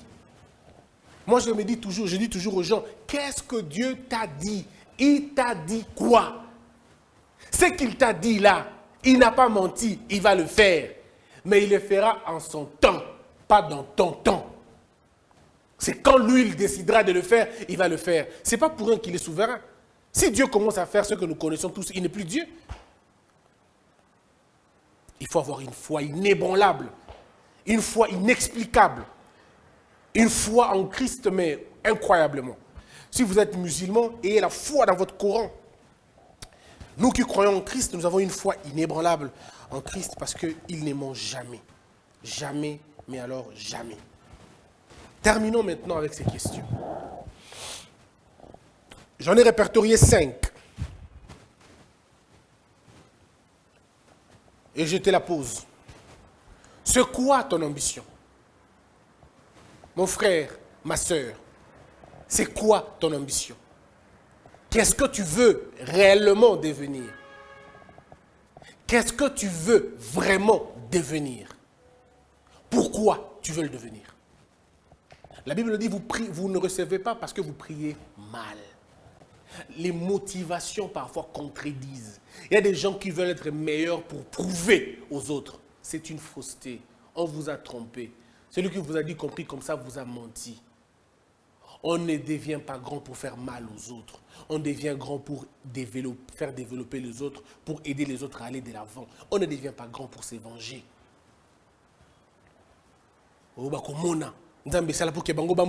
Dieu ne fait pas des choses pour prouver aux gens. Il se charge à le faire lui-même. Il sait comment il le fait. Mais toi, tu as besoin d'être libéré de l'oppression. Tu as besoin que ton cœur soit libéré. Tu as besoin du pardon dans ton cœur. Tu n'as pas besoin de la bénédiction d'abord. Tu as d'abord besoin de pardon. Beaucoup de gens ont d'abord besoin d'être pardonnés. Ils ont d'abord besoin d'être restaurés avant d'être bénis. Parfois, Dieu ne vous bénit pas parce que vous n'êtes pas encore restauré. Vous demandez la bénédiction avant d'être restauré.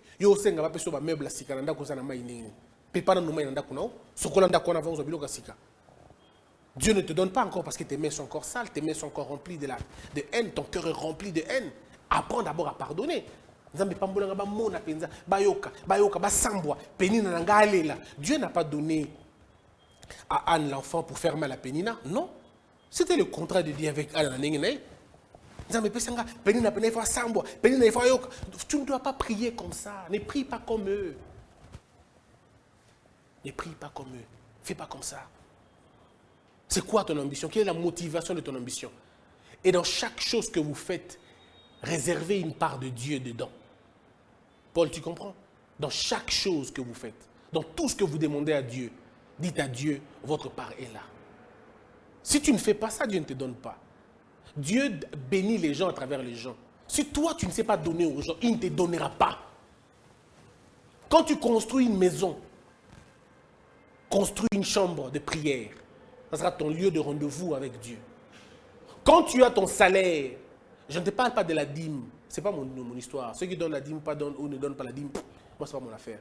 Mais quand tu as l'argent, pose-toi la question, où est la part de l'orphelin? Où est la part de la veuve? Et où est la part de l'église? Ne faites pas comme ceux qui bouffent tout leur argent. Ne faites jamais ça. Oza mobali, oza mwasi yebaka que ndenge ba église dans le Congo est belé boy. Ndenge ba sala nzambe baza ebelé na Congo, bana ba fele baza ebelé na Congo boy. Ça là de façon que mutu moko avant dans la kiti na yo. Ça là de façon que église moko tol moko eza pona yo. Ceux qui mboulé beti ba polité, nzambe zo compter ngo ba polité pour asombaka nini. Ce sont des choses qui crient beaucoup. Pense à l'orphelin, pense à la veuve et pense à l'œuvre de Dieu. Les trois choses sont fondamentales. Après, si tu donnes la dîme, c'est à toi de donner selon ta conviction. Si tu ne la donnes pas, c'est à toi de le faire selon ta conviction. Je ne suis pas là pour te dire que c'est bon ou ce n'est pas bon. Ça, c'est pas mon problème. Mais ces trois choses sont importantes. Deuxième chose. Quelle est la taille de ton ambition? Ton ambition est de quelle taille? Comment tu l'imagines, ton ambition? Commence à ressentir le plaisir d'être dans ça. Si ton ambition c'est de devenir président, commence à ressentir le fait d'être président. Commence à sentir comment on est quand on est président. Si ton ambition c'est de devenir un grand commerçant, commence à avoir le réflexe de ces grands commerçants. Mais travaille, étudie, sacrifie-toi comme des grands commerçants. Troisième question. Jusqu'où tu peux aller pour ton ambition? Jusqu'où tu peux aller pour atteindre ton ambition? Moi, je veux avoir la plus grande maison. Je veux avoir le plus grand immeuble. Oui, jusqu'où tu peux aller le faire pour le faire? Il y a deux voies. La première voie, c'est la voie de la compromission. Je ne te conseille pas. Ne deviens pas une femme pour avoir quelque chose.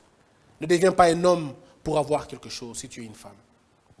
Ne deviens pas une femme si tu es un homme pour avoir quelque chose. Ne te prostitue pas. Ne vends pas ta foi. Ne vends pas ton âme pour avoir les choses du monde. Ça ne sert à rien de tout gagner si on perd son âme. Ne fais pas l'illégal. Ne fais pas l'illicite. Il est possible de gagner sans être dans l'illicite, sans être dans l'illégal, sans toucher au fétiche. Ne touche à aucun fétiche. Ne crois pas en ces bêtises.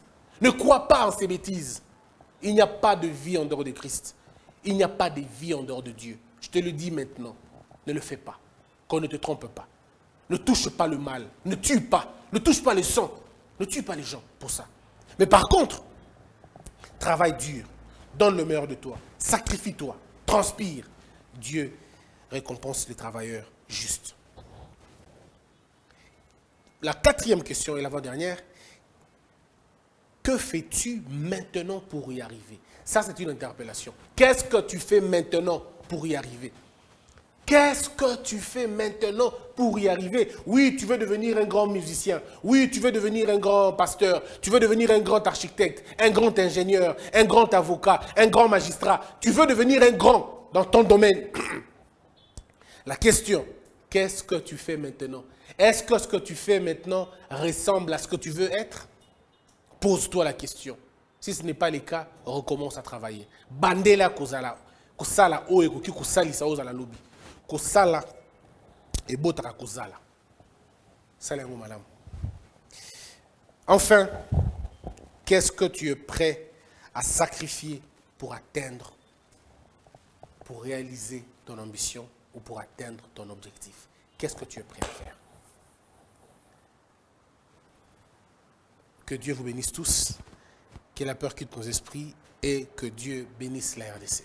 Cher Paul, je suis à toi. Merci beaucoup. Le message est très fort, très fort. Merci. Beaucoup de réactions en ligne. En tout cas, que Dieu vous bénisse. Merci beaucoup. Amen. Oui, amen.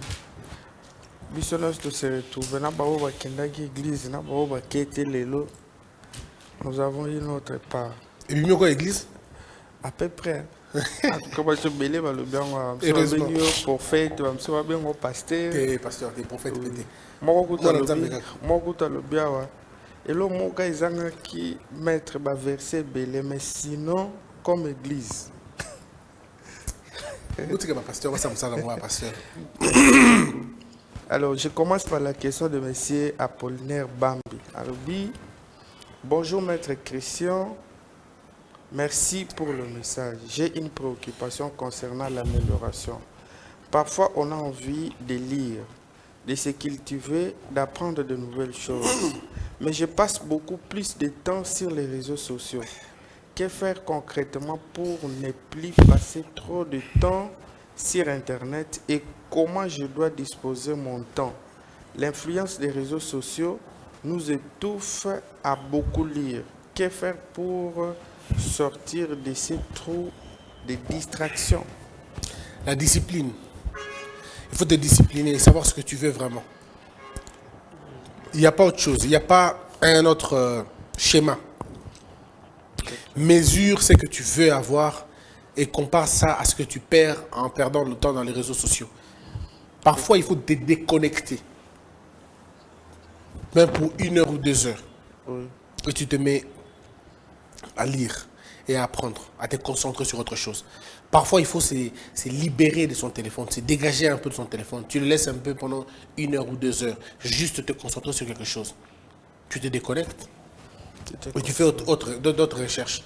C'est toujours important de le faire. D'accord. Ouais. Merci. Je crois que Ndeko Apollinaire a eu qui réponse naïe. Et je prends une autre question de Monsieur Joëla Kikouema. Atuni, maître, Nabala, moi, ça fait une année, 6 mois. Et une fois, Tokenda fête un mariage. Mais chaque fois que tu as une invitation et un mariage, ma femme crée toujours des problèmes pour que tu aies et cela fait plusieurs fois. Cette année, tu sali déjà 3 fois ton cabane. Est-ce qu'à venir, il y a un couple Nabiso, s'il vous plaît, ça me s'enraille. Bon, une année seulement, il y a mariage. Et puis, pardon, une année seulement. Il y a mariage. Et puis, là, non pas infidélité, non pas impolitesse, mais fête à mariage. C'est des histoires qui s'arrangent avec le temps. Il y a de ces femmes et de ces hommes qui ne sont pas très festifs. Bazar. Bazar, personnellement, cher Paul, fête, c'est pas mon truc. Oui. Je sais pas si tu l'as remarqué. Exact. Moi, les fêtes, je n'y vais presque pas.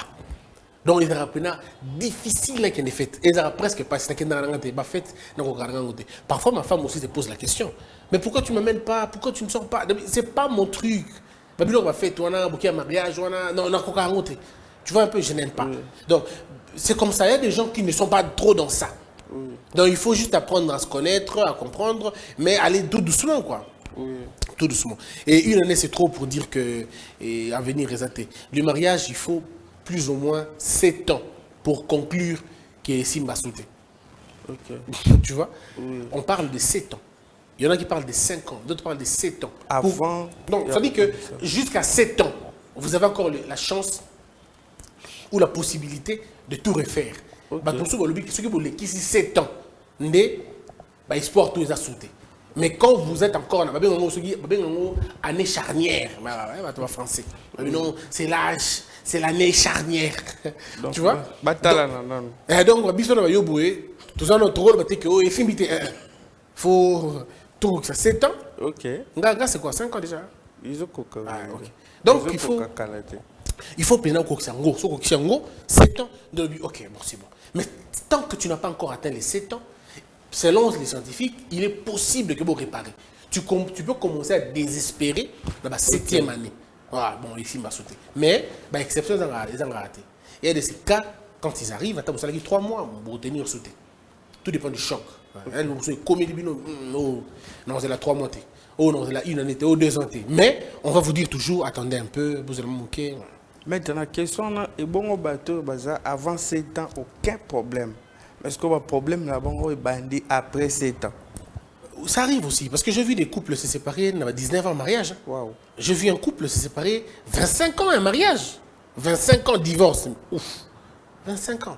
J'ai vu des couples aussi, 18 ans à Kabouani, 17 ans à Kabouani. Le problème c'est la raison d'une bozo Kabouani. C'est que à Bombango tellement mingi, à magasin tellement mingi, et comme le niveau moi à Kokine sauté. Il y a des mariages où on a été à la carte dans Gambo Moutumoko. Moutumoko peut avoir un mariage. Mais en tout cas, pour nous, c'est qu'on fait déjà. Mais pour nous, on a battu la dernière. Et puis un jour, à s'occuper sous tes pour les Kimingi, il va céder, il va les couper. Il va divorcer. En principe, il va divorcer à Kala. Il y a une théorie qui dit, si les gens, c'est toujours pas vrai la théorie. Mais elle dit, si les gens ont fait 10 ans et qu'ils va Kabouani, c'est que Kabouani déjà ça fait 5 ans. Ok. Tu vois? Donc les gens disent l'âge de divorce doit être divisé par 2 pour trouver l'âge au bout. Okay. Mais ça, ce sont des théories, hein, la vraie, mais au moins, ce sont des théories. Ok, merci beaucoup. Je prends la question de M. Guy Roger Maloula. Il dit, Maître Christian, quelle est l'attitude que les jeunes doivent adopter en cette période électorale? Ils peuvent en mettre compte de la sagesse. Oui. Combien de élections des... Je pense que par rapport à la question, il y a thème, il y a ambition. Ah bon, il y a élection, c'est pas beaucoup. Toi, tu as l'école de la sagesse. Okay. Tu as l'école électorale, Ok. Non, mais je répondrai simplement, les gens doivent être conscients Oui. de ce qu'ils vont faire. Ok. C'est tout simplement. D'accord. Alors, une autre question, monsieur Jacques dit la différence entre les réveils et l'éveil. Est-ce que vous pouvez y revenir parce que dans votre dire, nakati enseignement au Lubela Kiango, les réveils et l'éveil, différence nango. Oui, bon, c'est des sémantiques. Hein. Je peux juste te dire que tu peux te réveiller, mais si tu n'es pas éveillé, tu vas t'endormir. Le problème, c'est se réveiller, c'est bien, mais rester éveillé, c'est mieux. Ok. Ouais, donc, t'en sers pas. Donc l'éveil, oui. Oui, L'éveil, c'est. Voilà, l'éveil, ça reste. Oui. Tu es éveillé, ça reste. Si tu n'es plus éveillé, tu te rendors. Ok. Le réveil, ça veut dire que tu pars. Mais il faut que tu sois éveillé. Donc, ça l'a mis au gars. Quand on te dit sois éveillé, ça dit ça l'a mis au gars. Mais quand on te dit réveil, la mouka. Ok. La mouka pour la liste. Exemple, Evandi na lingala bien. Merci beaucoup. Madame Blandine Atoniboy, maître, pourquoi ça a toujours été facile d'attaquer quelqu'un qui réussit, quelqu'un et qui notre personne, pardon, qui échoue dans la vie? Non, mais attends, celui qui échoue dans la vie a déjà des problèmes. Ouais, mais pourquoi c'est toujours facile d'attaquer Mouto Azozoa? Oui, parce que lui, il n'a pas de problème. Lui, il est en train de réussir. Celui qui échoue, attends, il a déjà un problème. Même le diable n'attaque pas celui qui échoue. Celui qui échoue, le diable ne peut pas l'attaquer parce qu'il a déjà assez de problèmes. Oui, donc il a déjà des problèmes, il faut le laisser comme ça. Il faut s'attaquer à ceux qui réussissent. Voilà pourquoi l'un des indicateurs qui montre que vous excellez dans votre domaine, c'est quand vous avez des insultes. Okay. C'est un indicateur important. Et vous allez voir, tous ceux qui vous insultent n'ont pas votre niveau. Oui, ça c'est vrai. On ne peut pas t'attaquer par quelqu'un qui a plus de niveau que toi. C'est pas possible. Tu peux pas. Est-ce que tu as déjà vu un ministre attaquer un directeur de département? Mais pas possible. Lui, il est ministre. Mais c'est le directeur du département qui attaque le ministre. Oui. Ah non, mais bien sûr, parce qu'il n'a pas encore attaqué. En fait, le problème, c'est qu'on attaque que plus grand que soi. On ne peut pas attaquer plus petit. C'est pas possible. C'est beau de découvrir ça, mais... Oui. Merci. Si on t'attaque, c'est que celui qui t'attaque est plus petit que toi. Il se reconnaît qu'il est plus petit que toi. Mais quand vous avez cette philosophie, c'est fini. Vous comprenez les choses autrement. Mais vous n'allez plus vous en faire. Moi, comme les gens me disent, pourquoi je regarderai? Pourquoi je me mettrai à répondre? Je n'ai pas le temps. Je suis préoccupé à faire autre chose. Avance. Avance. Tu ne peux pas perdre ton temps à écouter tout le monde et à vouloir expliquer à tout le monde ce que tu n'es pas. Non. Voilà. Avance. Okay. Avance. Une fois, c'était qui? Je crois, je peux confondre, mais c'était Confucius. Confucius, on vient lui dire, maître, les gens ont dit ceci, les gens ont dit cela. Il dit à ces gens, vous voulez que je fasse quoi? Non, il faut réagir. Il dit pourquoi? Non, parce que les gens vont croire que c'est vrai. Il dit, mais il faut les laisser croire. Il faut les laisser croire. S'ils croient que c'est vrai, laissez-le. Ils vont eux-mêmes croire que ce n'était pas vrai. Oui. Parce que quand tu as cru à un mensonge et que tu ne vois pas la réalisation de ce mensonge-là, tu finiras par croire que ce n'était pas un mensonge. Okay. Voilà. C'est comme avec un idiot. Il ne faut pas le contredire. Laisse-le, il va se contredire seul. Ok.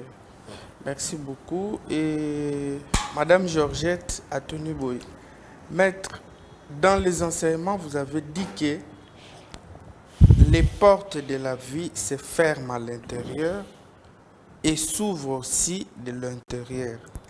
Qu'est-ce que vous voulez dire par là? On ne peut te maudire que si tu acceptes qu'on te maudisse. Okay. On ne peut te détruire que si tu acceptes qu'on te détruise. Parce que la clé de ta vie, c'est toi. Ce n'est pas un autre. C'est toi. On te maudit avec ta compétition, pardon, avec ton apport. On te détruit avec ton appui aussi. Tu dois accepter ce qu'on dit de mal de toi pour que ça prenne l'effet. C'est pourquoi on dit, ne donne pas l'accès au diable. Donc si tu ne donnes pas l'accès au diable, il n'entrera pas. Okay. Ça, c'est la Bible qui dit ça, non? Il ne faut pas donner l'accès au diable. La Bible vous dit, restez éveillés. Oui. Veillez, ne tombez, ne lâchez pas. Pourquoi? Parce que la Bible sait que tant que vous êtes éveillés, le diable n'entrera pas. Donc si vous laissez l'accès, il entre. C'est pourquoi on dit, la porte de la vie, elle s'ouvre de l'intérieur, elle se ferme aussi de l'intérieur. Donc tu as la clé de ta vie. La clé de ta vie, ce n'est pas entre les mains de quelqu'un d'autre, c'est entre tes mains. Okay. Voilà. Merci beaucoup. Monsieur Jean Atoniboy, maître, à quel âge on peut confier des responsabilités à l'enfant et à quel âge on peut l'associer dans la prise de décision au sein de la famille? Tout jeune, 3 ans, 4 ans, il faut commencer par donner des petites responsabilités. Comme moi, par exemple. Moi, j'ai fait cette expérience. Moi, j'ai 2 garçons. Oui. Tu sais, celui qui interdit à Christian de faire certaines choses, c'est Christian Philippe. Ah bon? C'est plus moi, c'est Christian Philippe. Je l'apprends. Je dis, Christian Philippe, dis à Christian de descendre sur la table. On ne joue pas sur la table. Et lui, il vient. Christian descend. On ne joue pas sur la table. Tu vois, donc même si je ne suis pas là, s'il monte sur la table, Christian Philippe dira, descends sur la table. Donc s'il touche une assiette en porcelaine, Christian va dire, dépose l'assiette, ça va se casser. Même si Christian lui-même fait ça. Mais au moins, pour son frère... Même en blaguant, il le dira. Il le dit. En fait, il faut associer les enfants graduellement. Comme par exemple, si tu veux exercer ton enfant à la responsabilité. Chaque matin, quand tu sors, donne-lui une fausse clé. Pas une bonne clé, parce que ça peut se perdre. Une fausse clé, tu le donnes la nuit, demande ça le matin. Tu sais il est ordonné dans son esprit. Okay. Tu dis, prends la clé, garde, tu vas me donner demain. Et toi, tu fais semblant, laisse-le partir avec. Le matin, pose-lui la question. Je peux avoir la clé que je t'avais donnée hier? Bon, c'est pas grave. Je refais encore la même chose. Garde ça, quand je reviendrai, donne-moi. Quand tu reviens, où est la clé? Tu vois, il comprend tout de suite comment arranger les choses. Et un jour, tu vas revenir. Où est la clé? Elle est là, la clé, papa. Parce que tu l'as appris graduellement. Tu veux lui donner aussi l'argent, petit à petit. Tu dis 5 000 francs, 7 000 francs, garde ça juste pendant une semaine. Je vais voir ce que ça va faire. Tu le donnes, tu sais les voir. Si tu apprends qu'il a acheté les beignets avec ça et qu'il a tout mangé, ne te fâche pas. Mais constate seulement qu'il n'a pas compris la leçon. Voilà. Et axe dans ça. Ça, c'est pas pour manger. Ça, c'est pour garder. Ça, c'est pas pour manger. C'est ça l'éducation. Il faut être patient avec les enfants. Les enfants ne comprennent pas tous de la même manière. Ils apprennent chacun selon son rythme. Il y a un qui comprendra 3 mois, il y a d'autres qui comprendra 2 mois, il y a quelqu'un d'autre qui comprend tout de suite. Donc, doucement, doucement, doucement. Ok. Monsieur Serge, Atoniboy, maître, ngai na mwasi na ngai tolingani makasi et nous faisons tout pour éduquer notre enfant. Mais l'enfant, depuis un temps, est devenu rebelle dans l'éducation de Pesaï. Pouvez-vous nous aider à essayer d'identifier les causes? Parce que biso tout monde a. Bon, ça dépend, il faut voir l'âge de l'enfant, la période aussi. Chaque âge a sa période. Okay. La rébellion est inhérente dans la vie d'un homme, dans la vie d'un homme. Tu comprends, Paul? Oui. Nous sommes tous des rebelles, d'une certaine manière. Nous avons juste réussi à dompter notre rébellion en fonction de l'éducation et de la conscience qu'on a eue par rapport au danger. Maintenant, les parents commettent la grave erreur de parler méchamment à leurs enfants.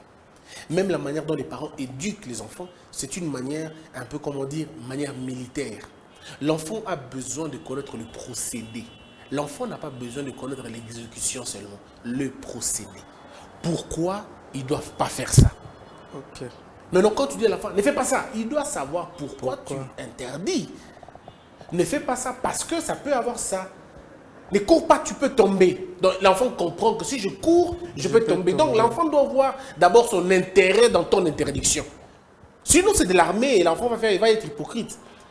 Il faut dire à l'enfant, ne cours pas si vite, tu vas tomber. Si tu tombes, tu auras mal. L'enfant comprend que c'est pour son intérêt. Oui. Donc il ne court pas parce qu'il aura mal. Et l'enfant comprend ça. Mais quand nous voulons maintenant imposer aux enfants des choses, déjà. On ne dit pas ça à un enfant. Si tu dis qu'un enfant est zoba, tu l'identifies à zoba, tu le condamnes à être zoba. Et parce que tu l'as condamné à être zoba, il ne peut pas te comprendre non plus. Il va exécuter ce que tu dis, mais tu as perdu ton autorité sur lui. Il va juste faire ça parce que bon, il va bongo, on le bien ça là. Mais il ne le prend pas. Voilà pourquoi ce que vous l'interdisez à la maison, il est fait à l'extérieur. Parce qu'il ne le fait pas parce qu'il croit. Il ne le fait pas parce qu'il ne veut pas te détruire. Il ne veut pas juste s'opposer à toi. Il y a un ça la bombe. Tu vois, il y a un banana, chaque fois la même chose. Bon, ça me tout. Il va saleté le point. Tu as dit une bonne chose. Bon, bah, qu'est-ce que c'est ma bé? Bon, c'est une bonne chose. Mais pourquoi bah, qu'est-ce que vous avez saleté pour nous? Pourquoi? C'est ça qui vient détruire tout. Donc, l'enfant ne va pas arranger les lits pour les feuilles à la propre. L'enfant va arranger le lit pour que tu arrêtes de croire qu'à la salité. Mais en réalité, à tirer les saletés dans mon tour. Mais par contre, si tu dis à l'enfant, bon, c'est sika ou est dans la propre, pour yo on a besoin, on va dans sika propre. L'enfant comprend que c'est pour mon intérêt. Donc quand elle me dit, c'est pas pour elle, c'est pour moi. Et il maîtrise ça comme ça. L'enfant, on ne l'oblige pas. Non. Il faut faire adhérer l'enfant à quelque chose. Okay. Tous les parents qui ont réussi à brutaliser les enfants, à les obliger des choses, c'est hypocrite. Alors pour que ton fils ne soit pas hypocrite, parle-lui. Discute avec lui, ne l'insulte pas. La Bible dit ça. La Bible dit, parents, n'irritez pas vos enfants. Irriter veut dire ne provoquez pas vos enfants. Dans notre terme, ça veut dire ne rabaissez pas vos enfants, ne les diminuez pas. C'est la Bible. Autant nous disons, enfants, obéissez à vos parents, honorez vos parents. La Bible dit aussi, parents, n'irritez pas vos enfants. Mais voilà, partir dans ton bomba. Non, parents, n'irritent pas ton fils. Ça veut dire ne les détruis pas, ne les diminue pas, ne le chosifie pas. Ne le malmène pas, ne le maltraite pas, ni émotionnellement, ni physiquement. Ok. Voilà. Merci beaucoup. Alors, Madame Winnie demande ceci. Monsieur Christian... Excusez-moi, en tout cas, pour la gorge. Oui, oui. Allez-y. Un peu de... Madame Winnie demande, Monsieur Christian, je suis marié, j'ai un homme très bien. Et nous avons une fille de 14 ans. Mais mon mari veut lui prendre ma place pour expliquer à notre fille les questions de sa sexualité. Moi, ça me gêne. Que dites-vous? Ça ne peut que gêner. Qu'est-ce que papa veut? Ça peut que gêner. Laisse maman faire ça. C'est aussi simple. Si tu es tellement connaisseur de la sexualité, dis à maman ce qu'il doit dire à l'enfant. Je ne vois pas un père qui va parler de la sexualité à ses filles si la maman est là. Ou alors, que maman et papa parlent à la fille. Okay. Vous deux. Mais papa est amoureux, c'est pas bon. Et puis, bon, je sais pas, c'est pas mal. Mais je trouve pas toujours bien, quoi, de parler de ces choses-là avec les filles. Il faut parler avec ses filles si vous êtes seul. Si vous n'avez pas de femme, je peux comprendre. Maman n'est pas là, oui, je peux comprendre. Maman est malade, oui, je peux comprendre. Mais si maman est vivante et puis elle est là, papa, si tu as des choses à dire, dis à maman. Maman va dire ça à sa fille. C'est un peu comme toi, ça va être très indélicat que maman vienne commencer à parler à son garçon de l'érection, quand même. Ça, c'est papa qui doit le faire. Les choses qui touchent la sexualité masculine, laisse papa le faire. Les choses qui touchent la sexualité féminine, laisse maman le faire. Je crois que c'est bien pour l'équilibre. C'est bien pour l'équilibre. Parce que, voilà, trop d'informations engendre la curiosité, quoi. Ok. Ouais. Tu sais pas, tu peux donner certaines informations qui n'ont rien à voir avec l'éducation de l'enfant. Et l'enfant, ça éveille en lui la curiosité et l'envie d'aller chercher, de faire ça ailleurs. Maman sait comment il peut expliquer. Comment aborder la question. Aborder la question. Toi, en tant que papa, il y aura déjà beaucoup de barrières, beaucoup de parasites. C'est pas bien. Je ne conseille pas. Je ne dis pas que c'est pas bien, mais je ne conseille pas. Ok. Merci beaucoup, maître. En tout cas, il n'y a plus de questions, sauf des commentaires. Enfin, merci. Merci beaucoup à tous ceux qui nous suivent. Nous continuons à vous demander de l'aide, un soutien, tant financier que moral. N'hésitez pas de nous apporter votre aide. Le numéro est là. C'est ce numéro à travers lequel vous pouvez nous joindre et nous faire vos dons. Merci à tout le monde. Et une très bonne semaine. Que Dieu vous bénisse énormément. Que vous puissiez voir sa main, qu'il vous protège de vos détracteurs et que vous ne soyez non plus les détracteurs des autres. Que la peur quitte ton esprit et que Dieu bénisse les RDC.